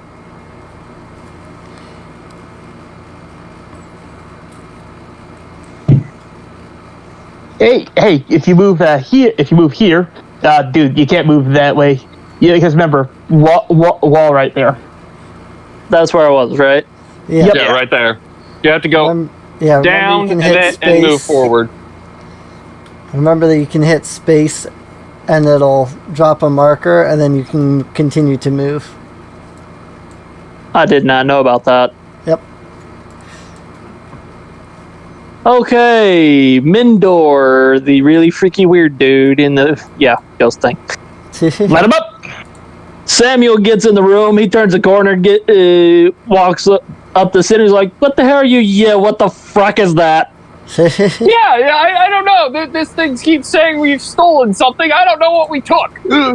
Return what you have stolen. You're looking for a bag? It's like, since he brought it up, Sid will hold up the bag of holding that he picked up.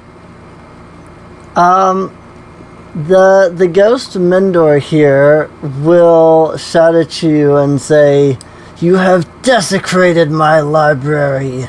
You have stolen my works." Oh, well, sucks for you. Oh, so he wants his dang books back. No, he wants his library back, and we're disturbing his peace. Shit. Well, no winning this argument. We gotta kill him. But he's already dead. Okay, Then kill him again. I like how we're arguing down the hallway right now while fighting. Yep. Like, I'm arguing with everyone. Sid's the one that had this thing yell at him, so it's like he has more than enough reason to be yelling. Right.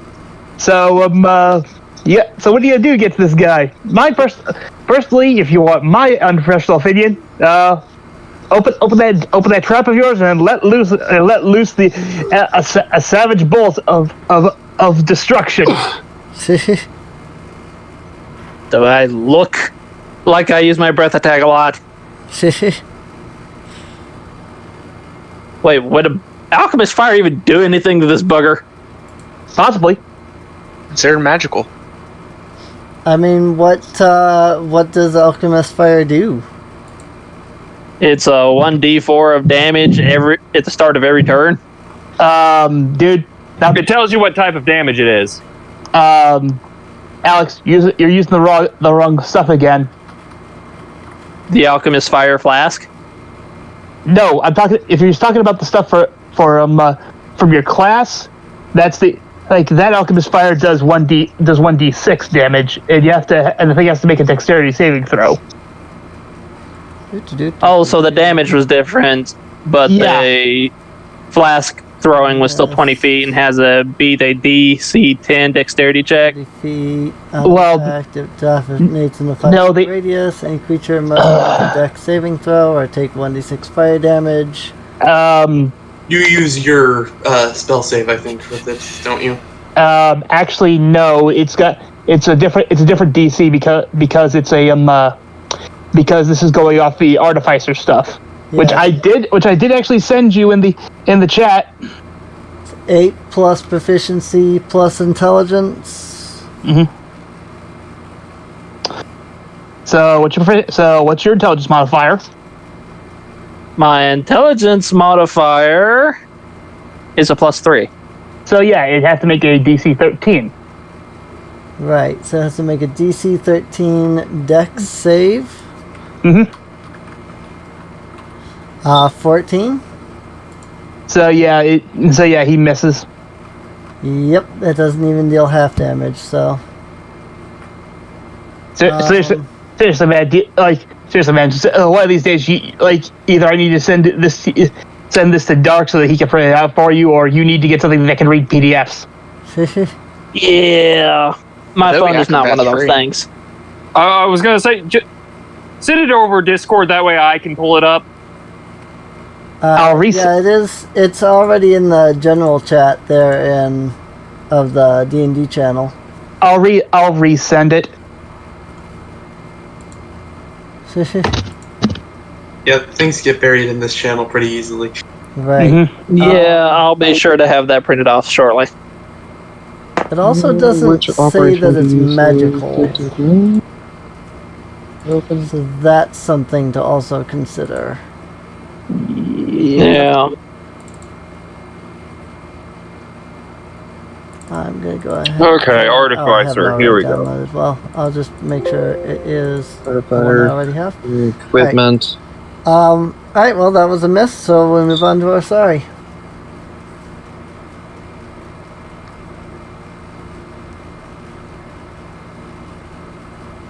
Fused magic.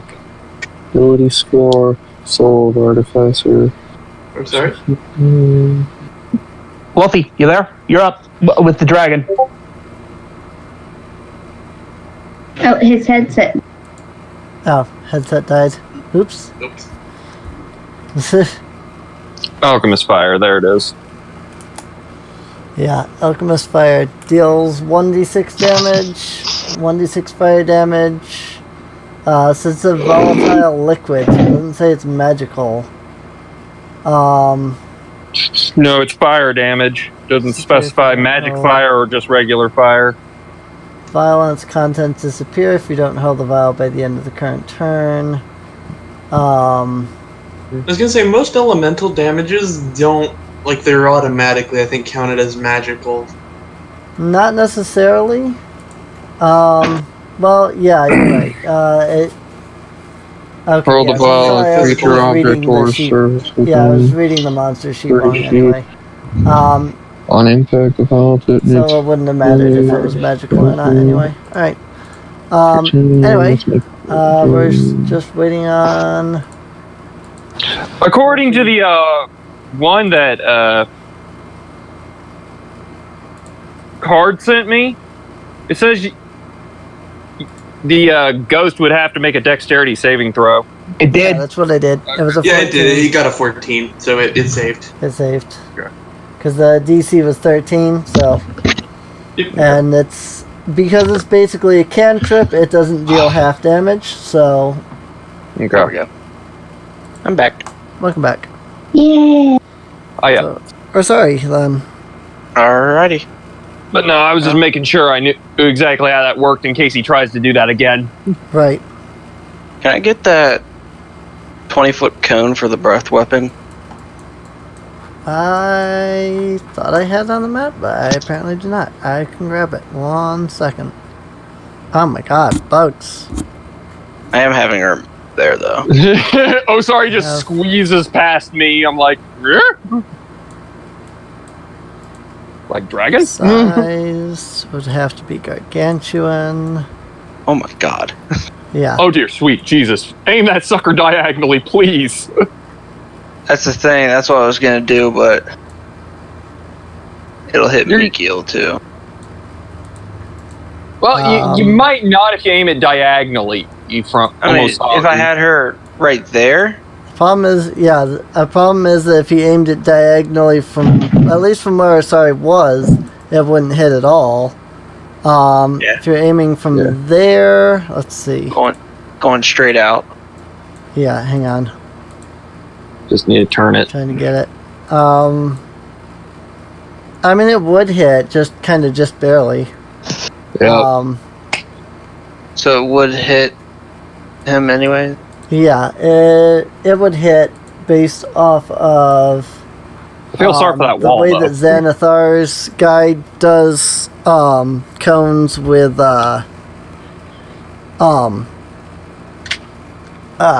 it has its own set of rules for like cones with grid. Okay. Basically, the way that Xanathar sets it up is you would pick either this square or this square as the technical origin. So it would technically be more like you're doing this. Okay.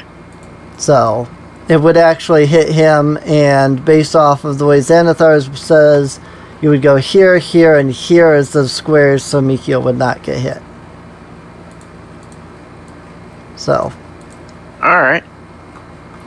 So as long as you move the dragon and before the end of the turn, you're fine. Right. Which that's only 15 feet, so she's still got 15 more feet.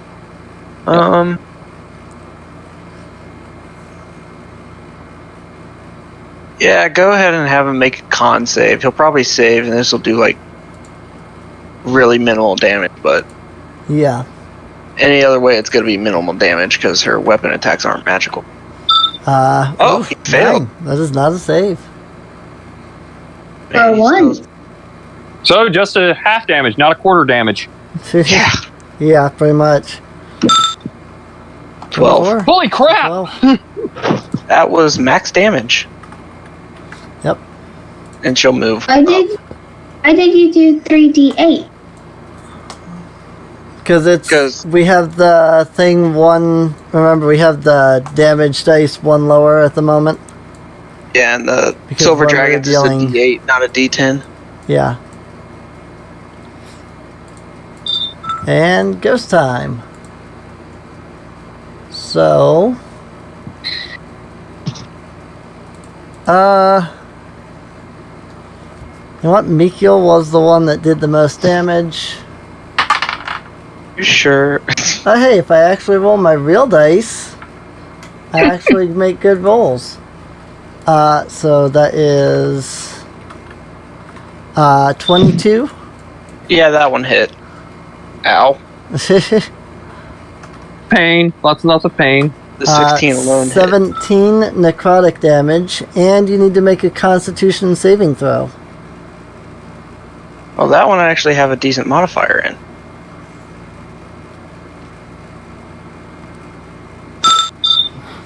I say a 21 saves. Yeah. But I did take like half my health, so. So, yeah, 17 damage. 17 necrotic. Oh, yeah.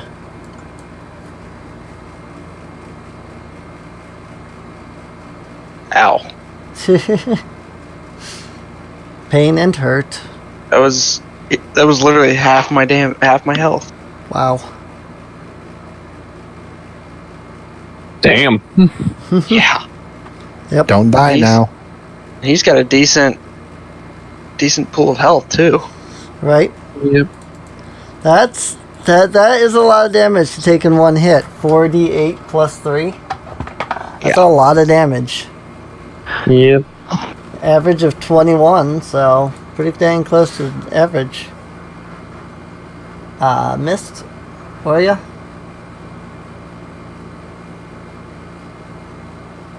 Everyone keeps leaving.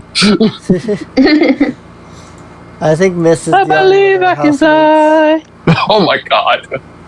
I will throw you out the window. Meh.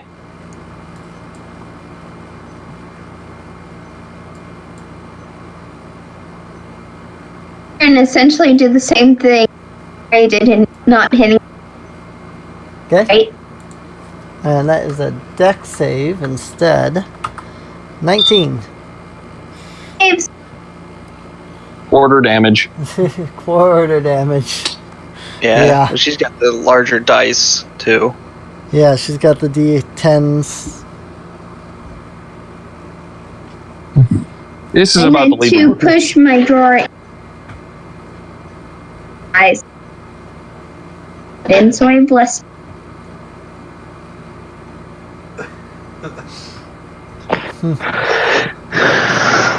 Okay.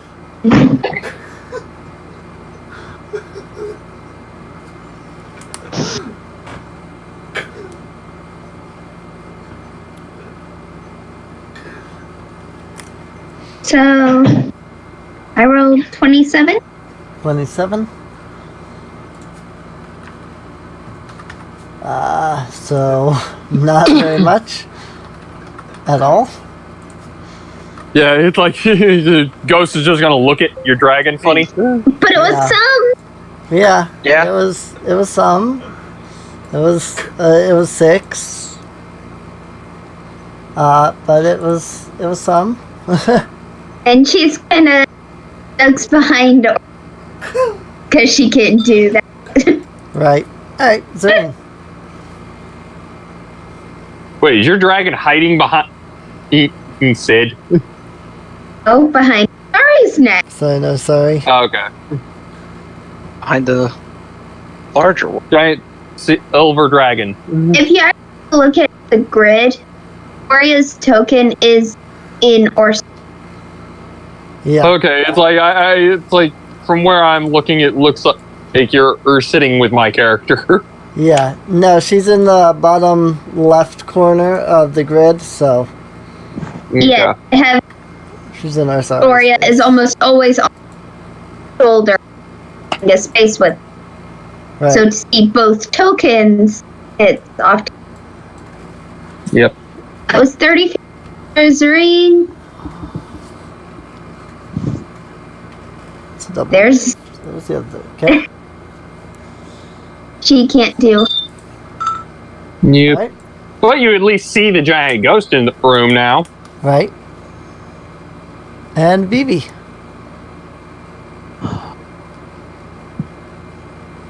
Well, just gonna move forward again. Okay.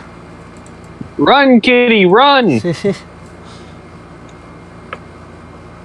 So you could always use your, double your action to dash. You use double move. Okay, guess I'll do that. Don't want to just be sitting back here the whole time. And that ends my turn on double move. Well, with the double movement. Yeah. Well, it just counts as another action, or it just counts as your action. So. There you go. Yep. All right. Sid. Yay, my turn. All What happened right. to mine? You were all the way back with the alchemist fire, man. We had to literally track you down to find out what the flip was going on with you. I knew that part, but I was like, all right, now it's back down to you, and then it'll be back down to me again right after that. I am losing the track of my order here. Ugh. All right. Let's see here. I'm still in opportunity or flanking or whatever. Yep. Yeah, flanking. With Mikio. All right. If you go into the window on the window tab, you can open up the initiative window so you can see where each person's turn is. Oh, really? Mm-hmm. I didn't even know that. All right. That's Let's see how awesome. this works. It loads up the Oh, initiative window. that is probably the stupidest rolls I have ever rolled. 120 was a 1, the other 20 was a 20. So I got a crit and a negative crit. Wow. Alright, well, I mean, with it, All or nothing. it's a crit. All or nothing on that attack. Right? Pretty much. I'm like, did that just happen? Yep. That can That's a happen. one. That's a 1 in 400 chance, man. Okay, let's see. Great sword it is.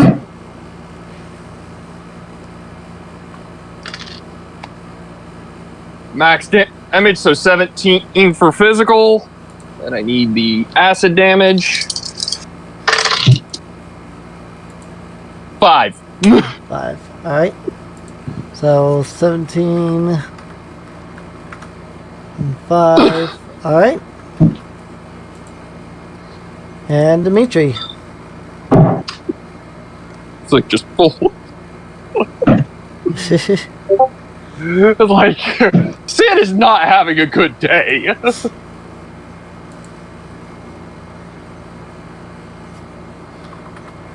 Card, Yeah.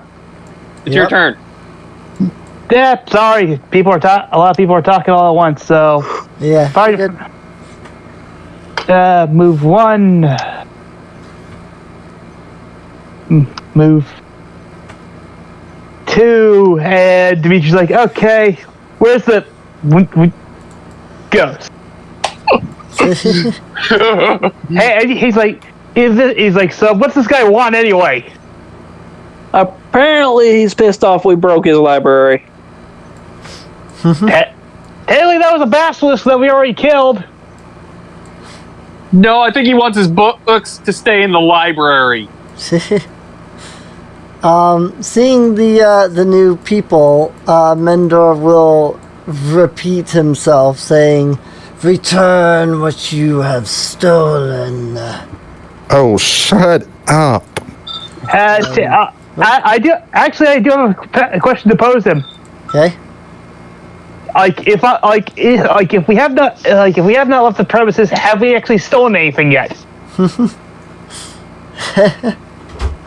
Are you trying to confuse the ghost? Apparently! Apparently. Would that be a persuasion check for confusion? Not really, because Mendor is aware that you are planning to take the books out. And he would probably state something to that nature, something like, You seek to steal my things. Okay, can we pay you for them? Pay a ghost! Oh, I'd love to hear that. How we pay for the books. Can we at least get a library card, maybe? Oh my! As my thought is like, can we check it out under this one guy's name? He's the one wanting to check the books out. We're just here to grab and bring him to him. So if he doesn't return them, you can always go and haunt him. I was gonna say, are we actually trying to reason with a ghost that we've already aggroed? I mean, this is Dimitri for you, so... Yeah, I was like, hello! Fair enough! He is a bard. I'm sorry, at this point, Sid's just gonna, just with his sword down, just look over at Dimitri and like, are we really doing this at this point in time? I'm like, why not? It's a legitimate question! It is a legitimate question. That's a great part. So, Mendor would respond, and he would basically say, let's see, he'd probably say something along the lines of like, they're his, no one else's, you know?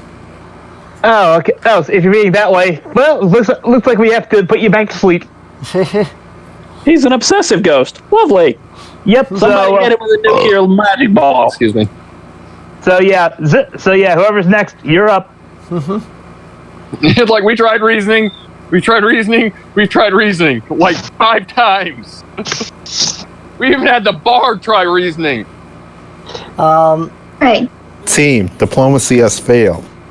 Completely. So yeah, Zune. Okay, Moving 40 feet, you can get into range to see him. At that point, he is then another 20 feet away from you. okay then. I guess I'll just go ahead and fly in and raindrop knives. Okay. Because why not? Finally, legit magic damage. Pretty much. It's like, Yay! Also, I'll be right back. Please. She was just sitting How does here the waving the 19 face. hit his AC? 19 will hit. now let's see if the raindrop knives do significant damage.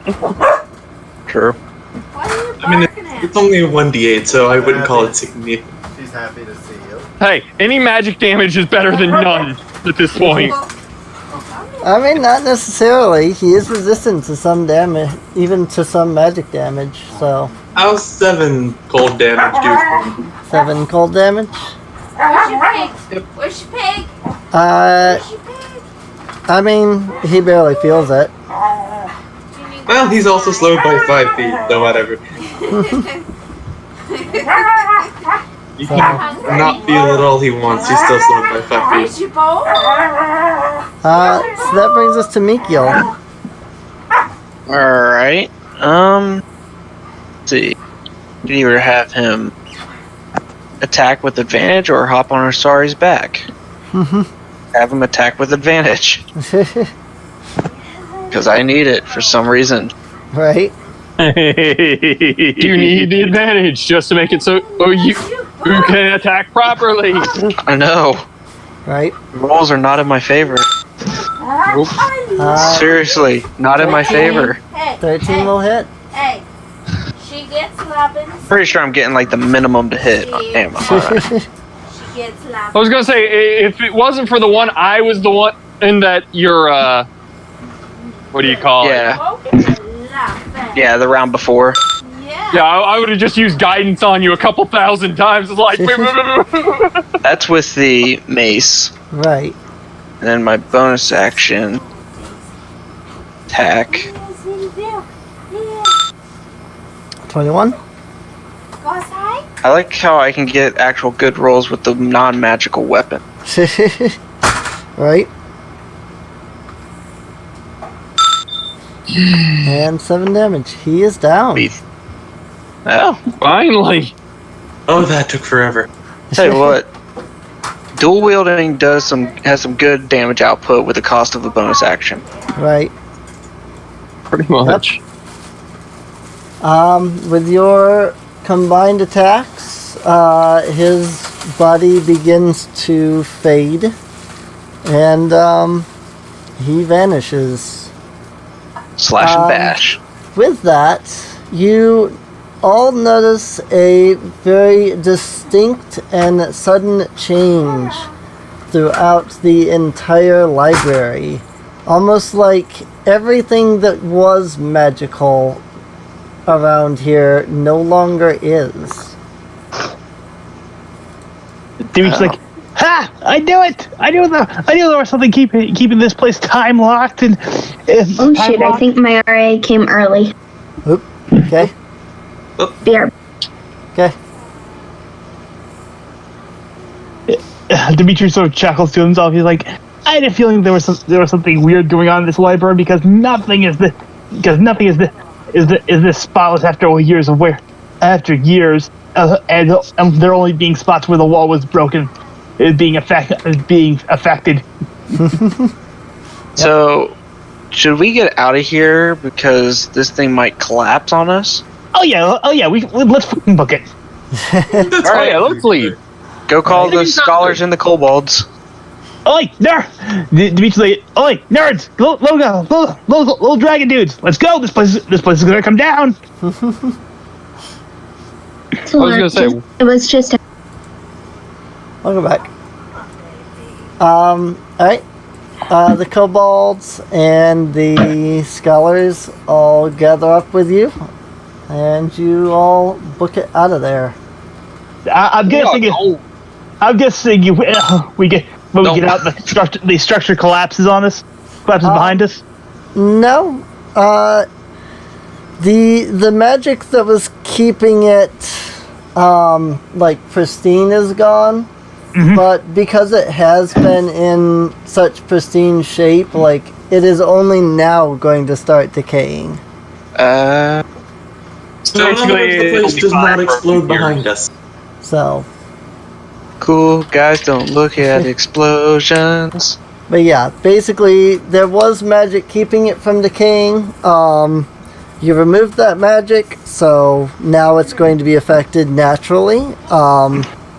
But it's not gonna be suddenly hit by it all, all at once. It's gonna decay slowly. Yeah, but on the way back, Dimitri's like, I'm actually when we get back, I'm asking for extra hazard pay because no one said there'd be basilisks or ghosts. That's fine with me. Speaking of the ghost, how much XP did we actually get for killing that thing? Enough. Michael, where's the leash, Gina? Please be enough. I have no idea. It was hanging up there last I checked. So, as for experience for Mendor, that is 360 experience. So that'll raise us to 2795, aka 95 experience past goal. You guys can now spend downtime to level up. 2795, you said? 2795. You guys will be level 4 next session. Yay! That said, as you return, we can all go back to the map of Flan. You all return to. Is that on token layer? Okay, well, that's interesting. You all can now return to the civilized area. Mm-hmm. And meet with Porphyrius Cadorna. Mm-hmm. Of course, double checking to make sure that any sort of, potentially hazardous information that we think could be deemed, dangerous would be removed from these books. Right. Might I recommend scrubbing that entire scroll?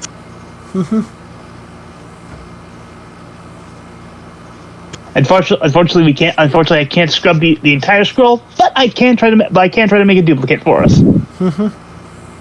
I mean, you know, the scroll just accidentally burned. Never mind. Yeah, just go ahead and make the duplicate and see how this goes. Hang on a moment.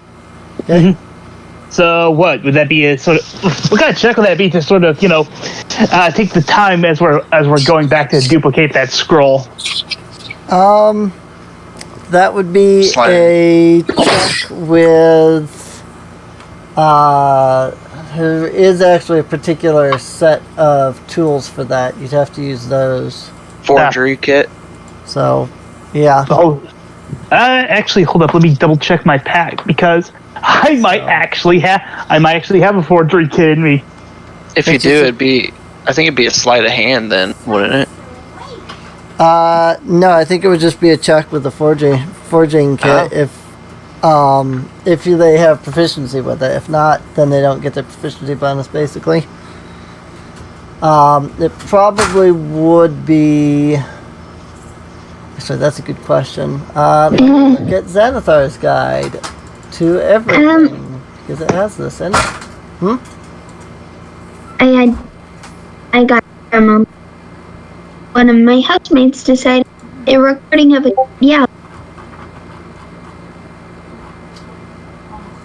Did you boys Concern. finally drink that What was that? Sprite?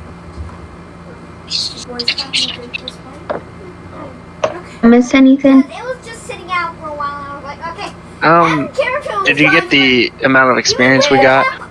Yeah. Yeah. Okay. I had forgot to split it. Okay. So, whoops, I'm looking at the wrong one. Never mind. Sorry, hang on. Forgery kit. It's designed to duplicate documents and to make it easier to copy a person's seal or a signature. A forgery kit can be used with an Arcana check to determine if a magic item is real or fake. Deception check for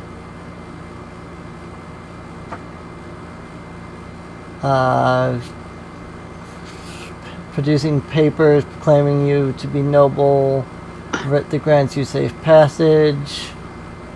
Not was made. History check to create. Would be a Did you guys do your history chores? check to create a duplicate. Okay. History.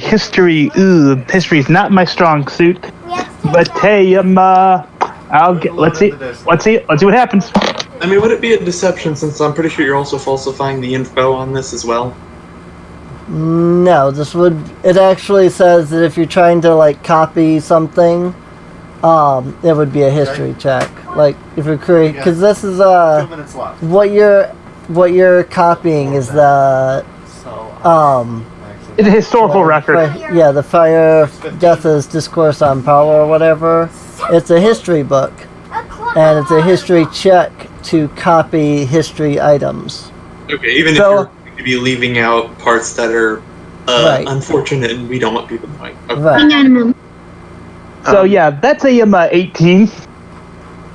Oh, sorry. No, sorry. 19. My bad. If you use a tool, then you have proficiency with it. You gain advantage on the roll. Okay, well, let's see if I can roll higher than 17 on this dice. Okay.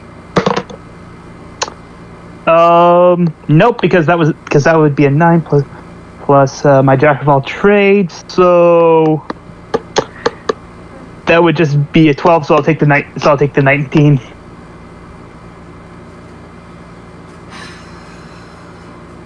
Okay. Yeah. No, I was just looking at tools, and it literally has a section on tools and skills together. So.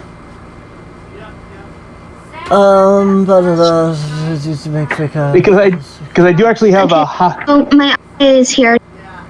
Okay. I will talk later. Yep. Later. Yeah. Later. Stay class. you viewers.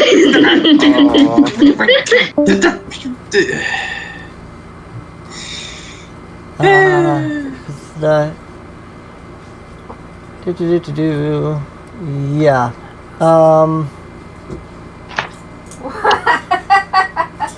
So there's basically a DC that you have to meet. You said it was 18 that you rolled? Yeah. 19, yeah, you'd be actually. able to do that.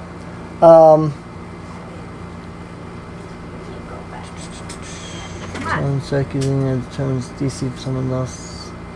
Okay. Oh, okay. Actually, no, that's different.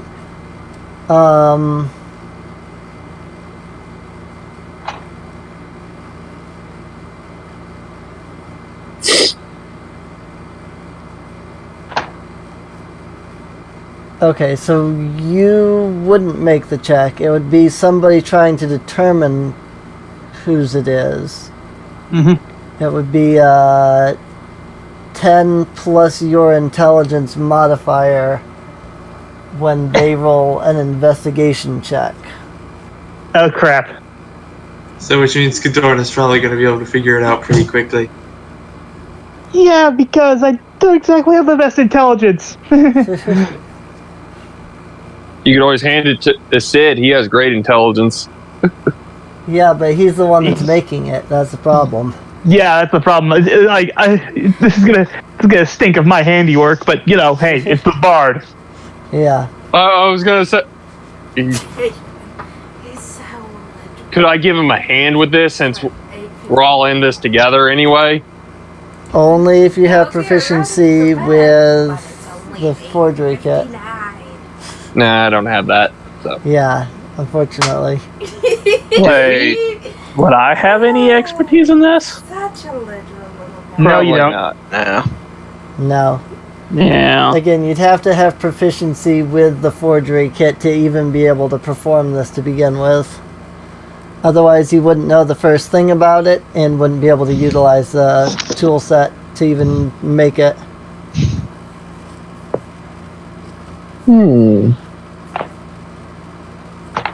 So. Which one would be a better choice? Anyway, so going back to Porphyrius Cadorna, as you arrive in the council chamber, you are once again greeted by Sasha Ilanov. Dimitri's like, he's like, good evening, Miss Sasha. I've got a report for Councilmember Cadorna, and he holds up a satchel and the books he requested. And I want to have a word with him because I think we need to extend a bit of hazard pay.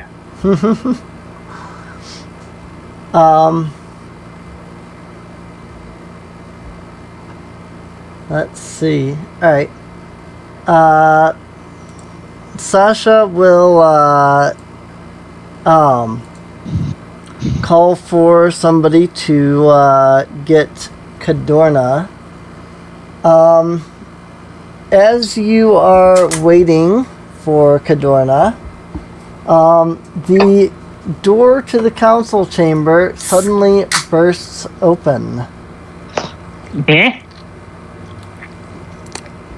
Behind you is a rather tall man. He is dressed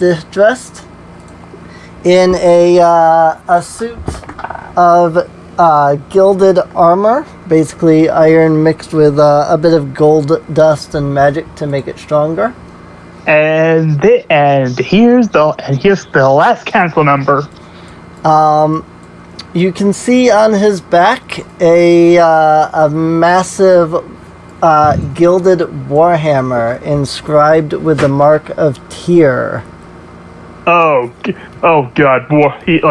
Dude worships a god of war. This cannot end well. I mean, it's only a god of protection. It can't be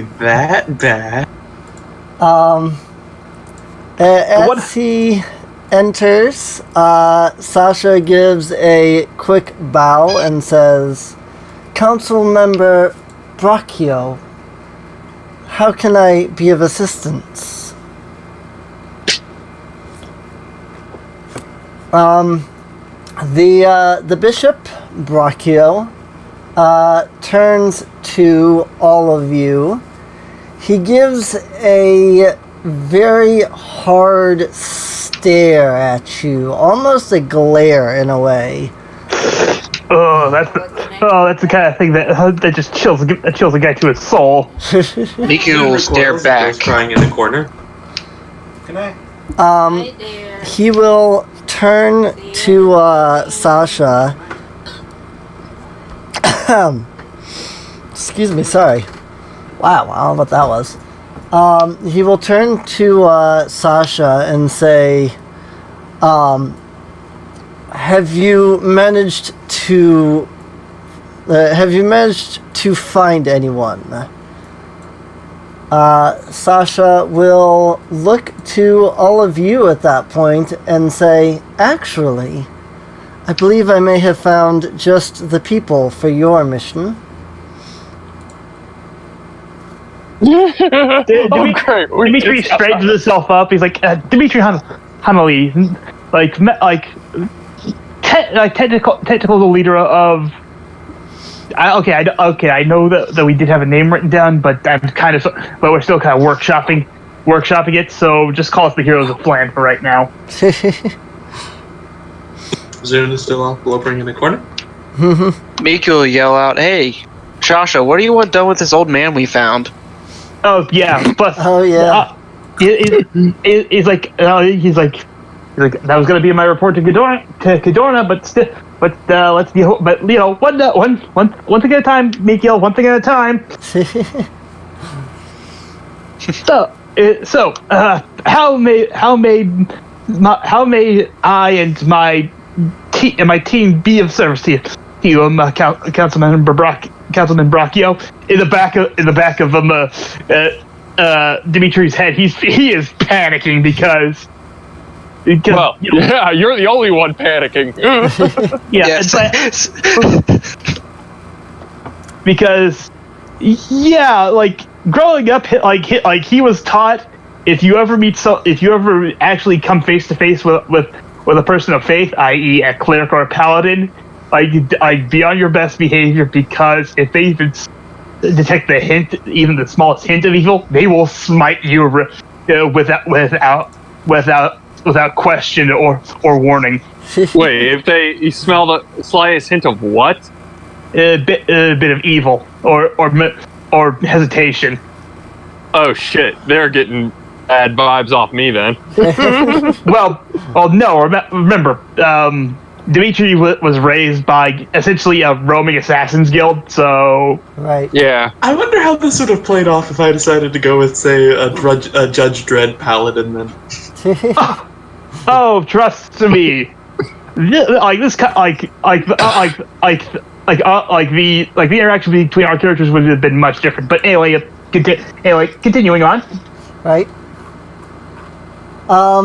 So, the Bishop Brachio, he looks over all of you. He folds his arms and kind of stares, almost like he's looking into your soul. He says, the northeastern portion of the city. Within it lies the Temple of Bane. At one point, it was a temple to Ilmatar. However, it has been changed since the city was conquered. The temple is run by an orc. His name is Mace. He has a substantial following of orcs and thieves who consider him to be divinely guided and obey him slavishly. Simply put, Mace lives in an old manor just north of the temple. An old place known as Kovel's Mansion. I would like all of you, if you are capable, to journey to Koval's mansion and, of course, the Temple of Bane. Find Mace, take him down, and retake the mansion. Retake the temple, sorry. Yeah, so a simple breaking up of cultist job, no problem. We'll be gonna pay. I was going to sidestep that right now, Mikio. You know what? I'll, this episode. Like, Sid will make his own comment. You want the guy dead or alive? Dead. He says that very sternly and affirmatively. Makes it easy on us. Pretty much. Better than the last orc we tried to make actually keep alive. Dimitri's good at sort of motion for Zune to, not bring that up. I was gonna say, I don't think Zoom has it all on that mouth. This is great. Yeah, I guess I'm just gonna keep that as Zoom. Yes, that'll work. As for your reward, simply put, you are infiltrating a mansion and an ancient temple, especially one to Bane. Simply put, I'm certain there is more than enough gold and magic items and whatever else you adventurers are interested in to be reward enough. So, Dimitri looks back at Mikio. It's like pretty much if we claim it, it's ours. No questions asked. Sounds good to me. All right, as an artificer here, I gotta ask one question. How the heck did he get building permits to build a mansion inside of a temple? I think somebody would have threw a revolt over this. It's north of the temple. It's north of the temple. You lizard. The mansion is north of the temple. It's in a separate district. Okay, that makes more sense. Yeah. If you look on the map, there's a mansion district, and there's the temple district. Why would you put the mansion district right next to the temple district? Oh, whatever. Because the rich people wanted to live there. That's why. And apparently across water, too. Very, very murky, nasty water. It wasn't nasty, murky water when they built this place. Yeah, fair enough. But if I may. Yeah. Dimitri's like, if that's all, then after we get a little bit of rest, because we did just get done doing something for another council member. Plus, I think a few of us have some new combat ideas that we wish to train ourselves in. So, but we will take care of your request post haste. At our soonest convenience, sir. Brachio will nod and say, when you are ready, come to the Temple of Tyr. There, you will find my assistant Dirtan. He's in Cleric. Take him with you. Yes, sir. I mean, at least we got someone who can heal us. I love how just everyone just ruining his plan. It's not so much a plan, it's him trying not to drag aggro on the guy. Sid's kind of in agreement to not dragging aggro, but he also, due to his own personality, wants to bitch slap this guy. So he's kind of having mixed feelings about it. Right. Mm-hmm. As the bishop turns to leave, Cadorna steps out. As the bishop catches eye of Cadorna, he gives off a low growl with a deep glare as he says, "Cadorna." Oh, you two are Cadorna kind of gives a bow and says, Hello, council member Brachio. I trust all is well. I get the feeling this guy just doesn't like anyone. Lean close to either Mikul or Sid, whichever's closer to him. You can cut the tension between these two with a dull dagger. I think it would probably be me because I would have stepped forward next to you while you were talking. I'm like, holds up a butter knife. Yeah, that. Zune just sort of bats out. Oh, Cadorna, we got those books for you. Good. I'm sorry, I'll be right back. I'm gonna go gag a dragon. We also killed a ghost. Yeah, about that. Apparently, while we did find all your books and all the books that you requested, he hands Cadorna the bag. There were a few hazards that we ran into. One, a ghost of Mindor. Don't worry, he's been pacified. Although we may need to get another cleric in there just in case he decides to re-res himself. And secondly, and additionally, there was a basilisk there. Not just a basilisk, a basilisk nest. Yeah, we took care of that. Heck, Dimitri, produces the basilisk spine. And sort of in a bit of showmanship, twirls it on his finger.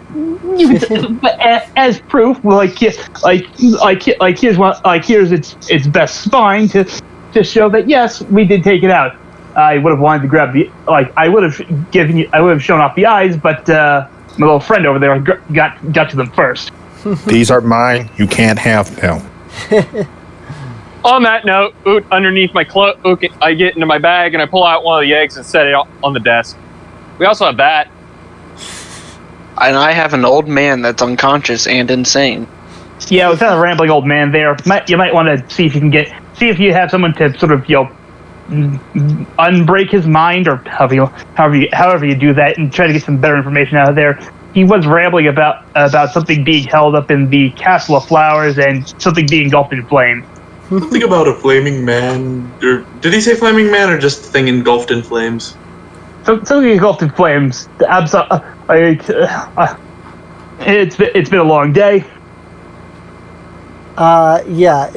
His wording was that he was wrapped in fire. Oh, he was wrapped in fire. Yeah, So- Zune would probably have blurted that part out then. And he also said, the big one, the evil one, he is coming, beware. Oh yeah, Zune, let's go ahead and have Zune throw that in. We'll just have him throw in the entire ramble at one point. Right. To this, Cadorna kind of puts his hand to his mouth and says, oh my.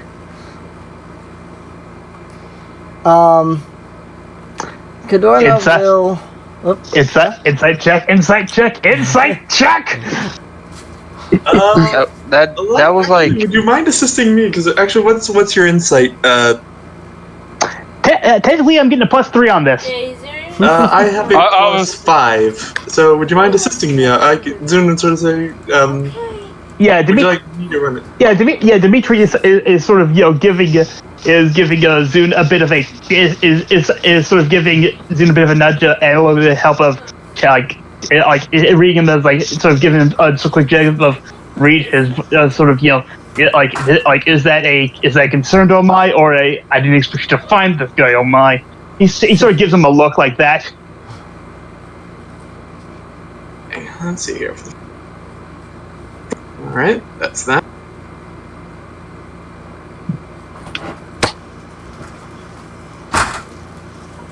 I'm broke. All right, so that will be a synthetic 20. All right.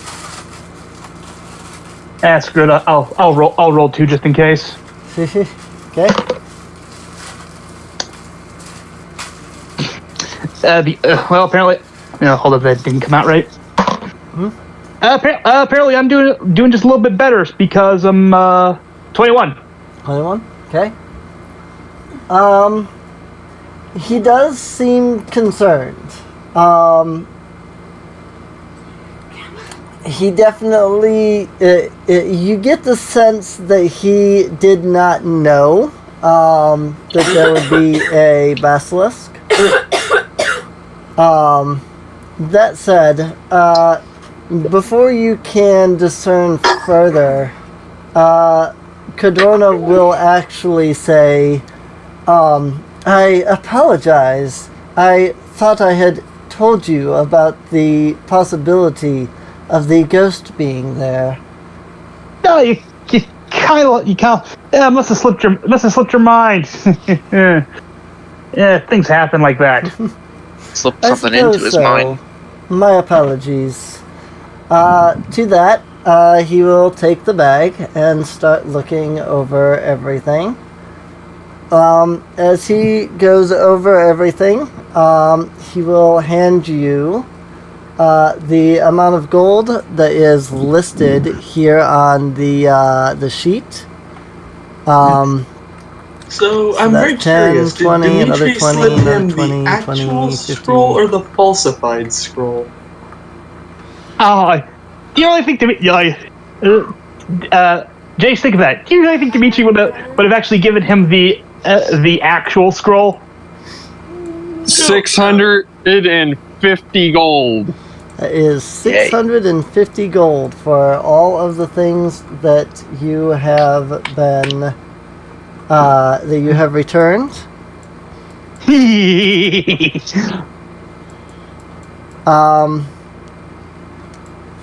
That said, the bishop Brachio, still standing there, by the way.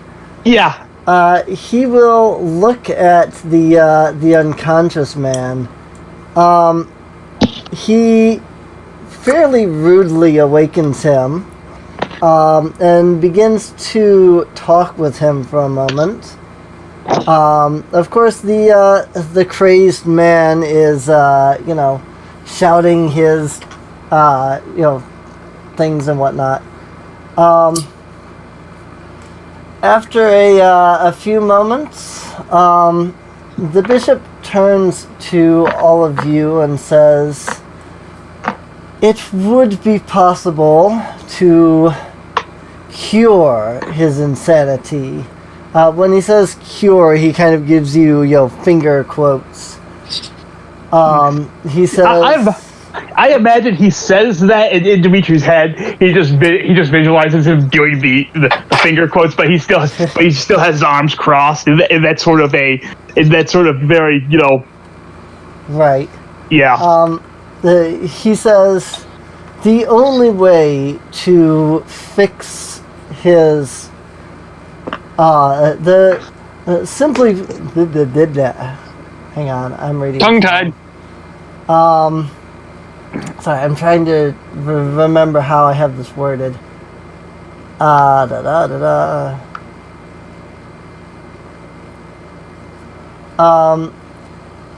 only way to fix this man, if you will, would be to wipe everything from his mind.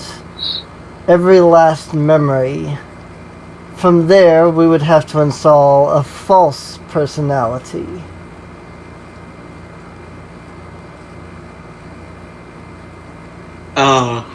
Well...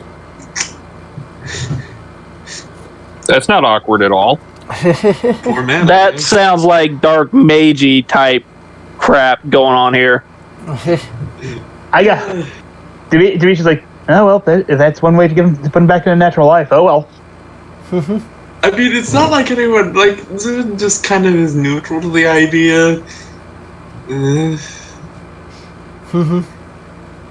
It's not the preferable solution, but hey, it's what we got. Brachio will state, this man clearly cannot consent to this matter himself. Since you were the ones that brought him here, I will let you decide. Oh yes, leave the fate of some lunatic in our hands. Sounds about right. Especially when you have a couple of picks on the team. Hello. I missed. Guess what? We just met probably the one guy the one council member that scares Dimitri half to death. No, he's not joking. This is hilarious. Right? Also, we now have to decide the fate of a medical of the old man because apparently we qualify now as his next of kin. I say go ahead with it. To that, Brachio would be able to state that basically because of the man's state, they have no real way of identifying him because they can't identify him. He has no next of kin. And again, as he said, since you were the ones that found him, what happens to him, Brachio's going to leave it in your hands. So then, do we leave him as a rambling madman for all eternity, or do we go ahead and wipe his memory and install him with a brand new life? Give him a brand new life. Yeah, sure. Bleach his brain, and make him into a fisherman or something. Not a fisherman. Make him into like a scholar or like a arcanist. Make him a druid. That. Ooh, yeah, that's a good idea. Druids. Make him a druid.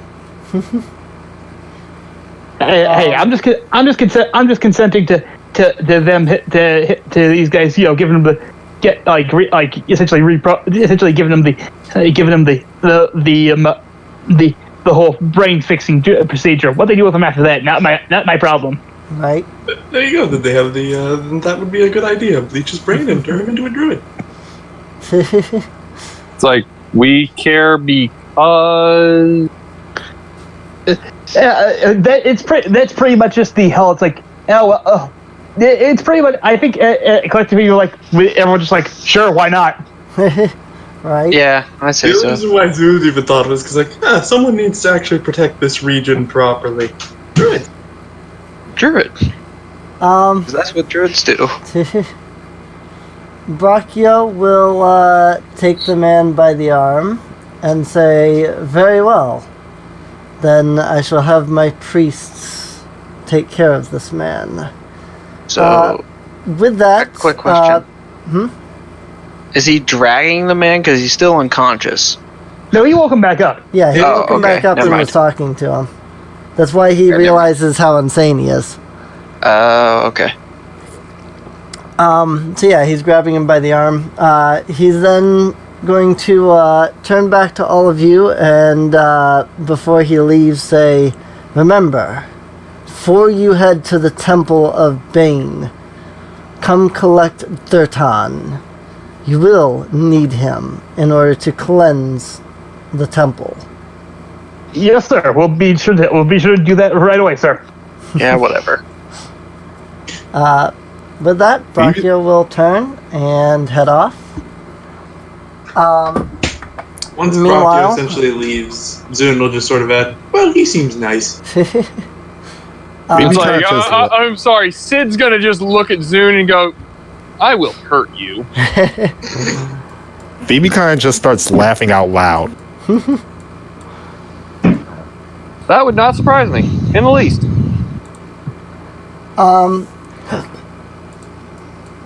Hiccups.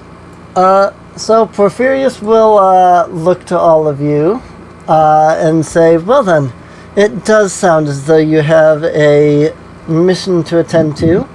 I will not bother you any further." Hold with that, huh?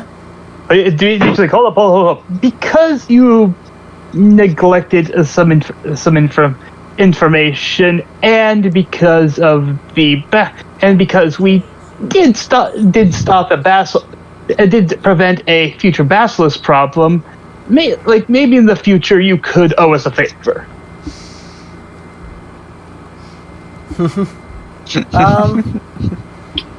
Porphyrius will look at you for a moment. He will nod and say, "I can see what I can do. Perhaps I can get the council to offer you a slightly larger reward for the risks you went through. It will, of course, be up to the other council members on this. Oh, that's fine. That's fine. You do what you need to. I just wanted to put that out there because we did go in there with not all the information.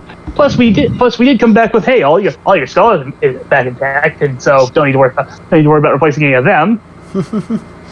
Indeed, I am truly actually surprised that they all came back alive. Well, you hired the best adventurers you have out here. The only adventurers from what I've seen, but regardless. Yeah, all the other ones died in the slums. He will say, well, it is true that many of those who have come to aid the clan have met untimely fates. Including someone with the title of Someone the Immortal? If Zune is actually going to say that... would Zune know about that? Actually, I believe we were discussed that, didn't we? Yeah, Zune knows about that. Timog the Invincible. Yeah, in fact, Zune would just babble it out, including someone named Tybog the Invincible, and in the most cheery voice he can think of. Right. On that, Porphyrius will say, yes, it is unfortunate what has happened with Timog. Unfortunately, we are not sure what happened with him. We have not yet had anyone return from the graveyard, except for a couple of our spies who, last they reported, there seemed to be more undead than before. Whites, I believe they said. Oh boy, nature check from Dimitri, because he'd be the guy that try to recognize this sort of thing. Okay. Very curious about me.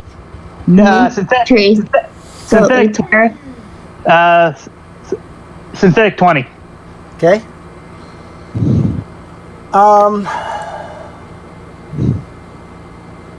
Let's see. The white should be right next to the wraith here. Yep, here it is. So you can recall that whites, much like the wraith that Mendor was, are they're life eaters. They drain health, life, so on. They're kind of like zombies to some degree. They're much more intelligent. They are much stronger. They, unlike zombies, which are mindless creatures that just kind of wander around and smack people around and things like that, whites know, fine combat. They're generally decked out in armor. They generally wield swords, bows, things like that. And the biggest thing that they are known for, again, is that they are life eaters. A single touch from a white is very, very deadly. Yeah, anyone who would actually be able to see Dimitri's face would see him, pale slightly when he hears, the mentions of a white, because those guys don't go around. Yeah. They are nasty creatures. Not nearly the nastiest creature out there, but they are horrific and frightening, and they are practically immune to non-magical attacks. Yeah. So definitely don't use necrotic magic on them. Dimitri's like, oh, yeah, that would give you you said whites, as in multiple. Multiple, yes. A slowly rising army, it seems. We don't believe them to be the leaders, though. There's definitely something in there raising the undead.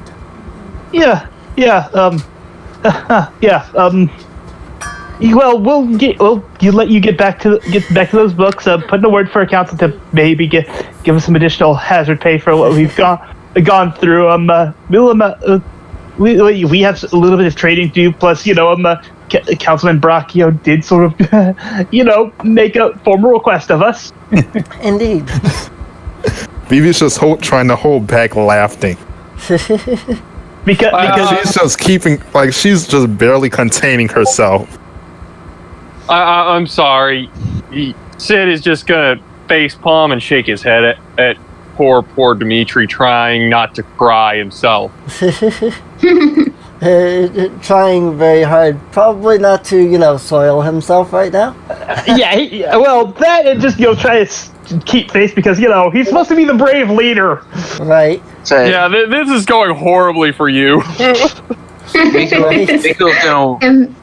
very surprised. So Mikio's gonna walk up to Dimitri and say, "It's okay. Mendor, when he hit me, it nearly almost killed me." Just imagine what those whites would do. He was the cause you almost died. Now just imagine what all those whites would do to you. Can you imagine a slower death? Oh wait, I can. My party member, my companions, everybody. With teammates like these, who needs enemies? Gives you a big hug. Hey, at least he's actually saying something somewhat amusing. So with that, Porphyrius again will say, well then, I will leave you to your things. Mm-hmm. I must attend to my own now that I have these books. Mm-hmm. Take care. And at that point, Dimitri, essentially, swivels on his heel 180 degrees and starts exiting the council member building. And do try not to get cursed. Sasha kind of stares at you as you, just kind of book it out of there. Yeah, although he does call look of disappointment, in fact, if anybody else was there when you leave, she kind of sighs and says, he didn't even say goodbye. Oh, there's your manly man, Sasha. Zurian would stop and say, Hello. he's... No, not much. No. It's I would have probably heard, but I don't know Dimitri and their scenario very well, so... Right. Zune would probably say, he's just bravely walking away. Don't worry about it. He's just been through a lot recently.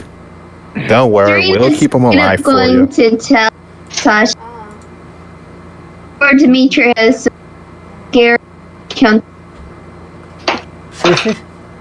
Okay, am I the only one that couldn't make it out a thing Miss just said because of the mic? Yeah, that happens. I got a rough idea of what it was, so... You said that he's afraid of the council member, right? Right.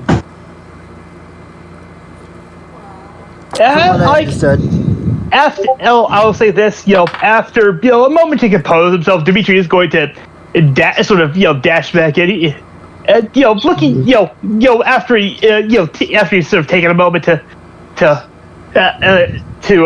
calm down, he dashes back. He's like, Miss Sasha, I'll see you around. Sorry, I didn't say goodbye. I was just a little bit. I just had a lot on my mind. I'll see you around.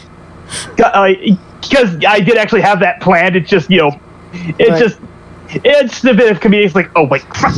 And before Dimitri dashes out, Zune's just going to add, "Hey, look, he bravely came back." And bravely runs away again. Right. He'll be there partly in your life. My only comment to the poor lady as we're getting ready to go is eventually he'll learn. Oh, and stay away from the councilman in those books. They were the possessions of a ghost. I am not sure what he did to those. Sasha will nod in understanding and say, I will certainly be careful. I don't believe we will have much to be concerned about, though. After all, if something should happen, we can simply call on Council Member Braccio. Yeah, something tells me he'd just like to smack the other guy as much as the ghost would. Yes. Sasha will actually giggle at that and say, well, I definitely can say that I won't disagree with you there. Got it. So no one actually really likes Cadorna to begin with. No, Nope, nobody likes Cadorna. not even a little. You know who he's reminding me of a little bit right now? If anybody else will get this reference. You were gonna call me and tell me they were hiring. What's his Crap, I just lost the name. Andy Oops. Card will know the name immediately. The guy with the snake thing from Blaze Blue. Hasama. That's what I thought. Damn it, Hazama! Yes, Thought is that guy. Cadorna. Yeah. No, I'm just. No one has ticked it off like a certain dwarf ranger. but no. I mean, Cadorna's only on the council, and Sasha said this before. He's only on the council because he's the one funding the project, so. So in other words, yeah, definitely. Shut up, Cadorna. Pretty much. Nobody likes him, but, you know, they wouldn't be here doing this job if it wasn't for the fact that he's filthy stinking rich. Yeah. He pays the bill. The note card for. We have a note card for. It's that nice, fun scenario of we like your money, we don't like you. Have a nice fucking day. Pretty much. Does anyone? Cadorna does have a note card over there on the the map tool, Yep. right? What? Somebody write for me. Shut up, Cadorna, and in parentheses put Adachi. Shut up, Adachi!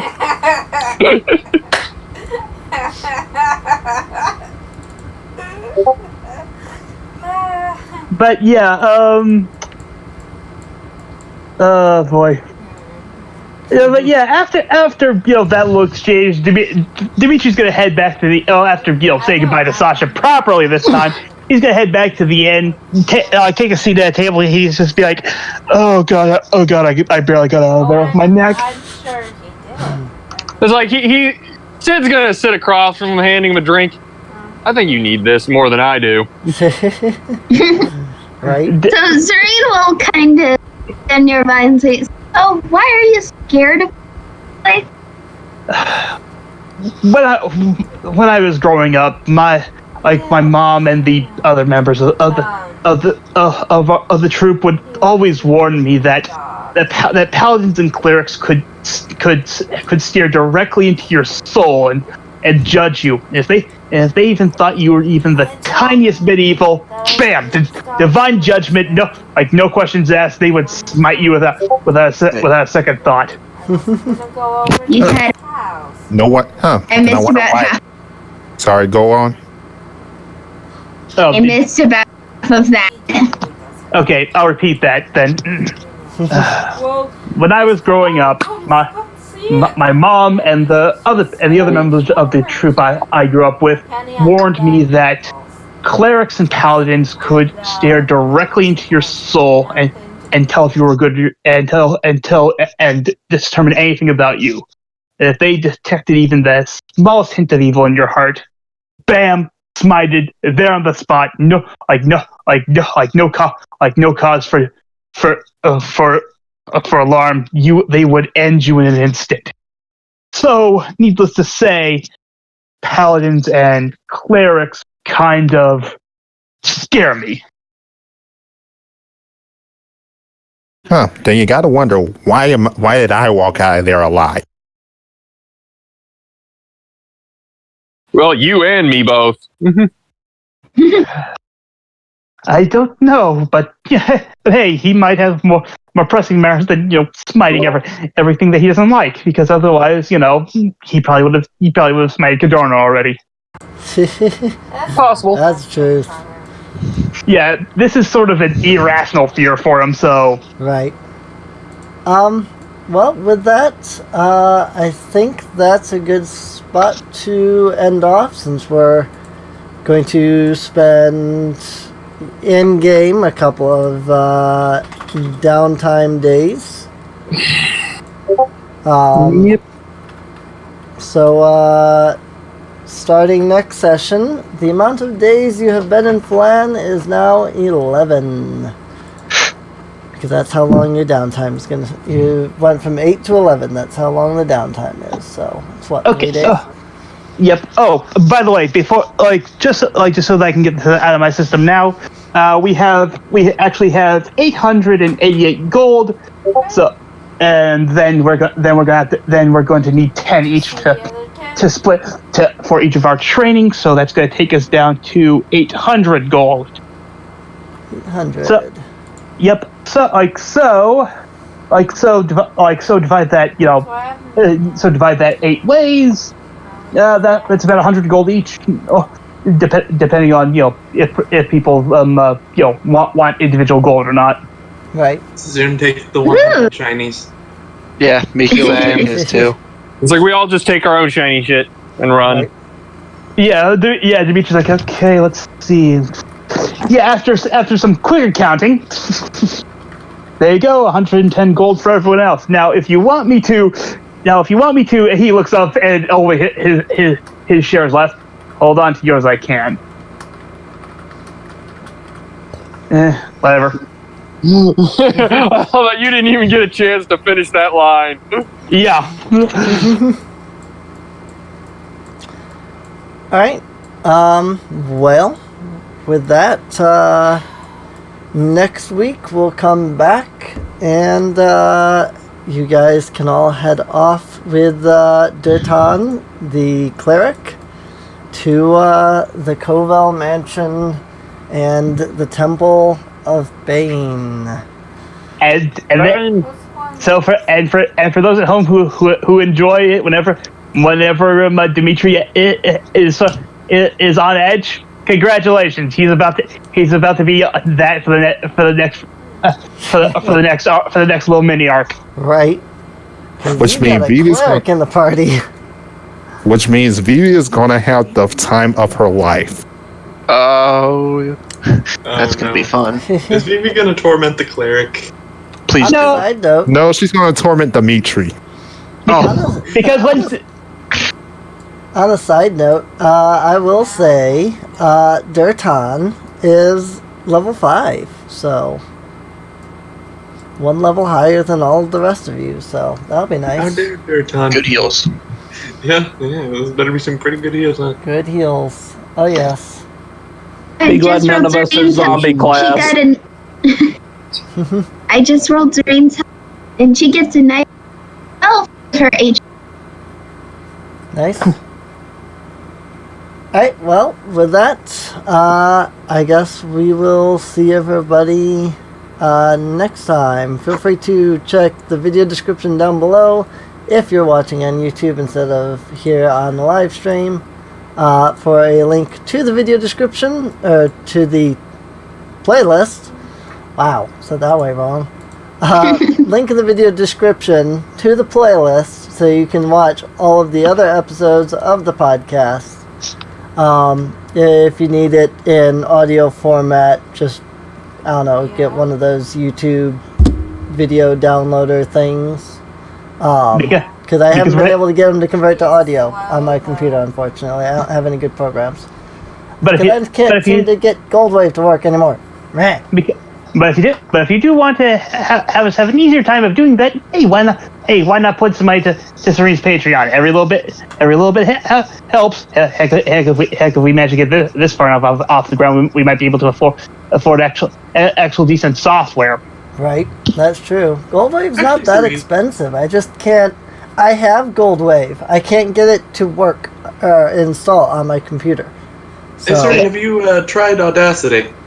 Yes, it doesn't let. I have Audacity as well. It won't let me input the video file as an audio.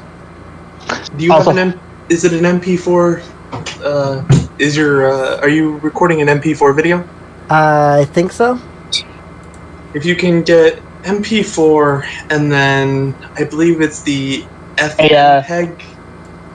No. Should we talk about this after we cut from the recording? I think we're still going. Yeah, you're right. Maybe we should go off on technical babble on recording. Yeah. Anyway, So yeah, there's I think a link to the Patreon down below in the video description as well. Well, she has a book. Check it out. Yep. With that, I'll see you. We will all see you guys next time. Ciao. Later. I'm going to go experiment with this new book I found. Bye-bye. See you later. I'm gonna go make sure he doesn't blow shit up.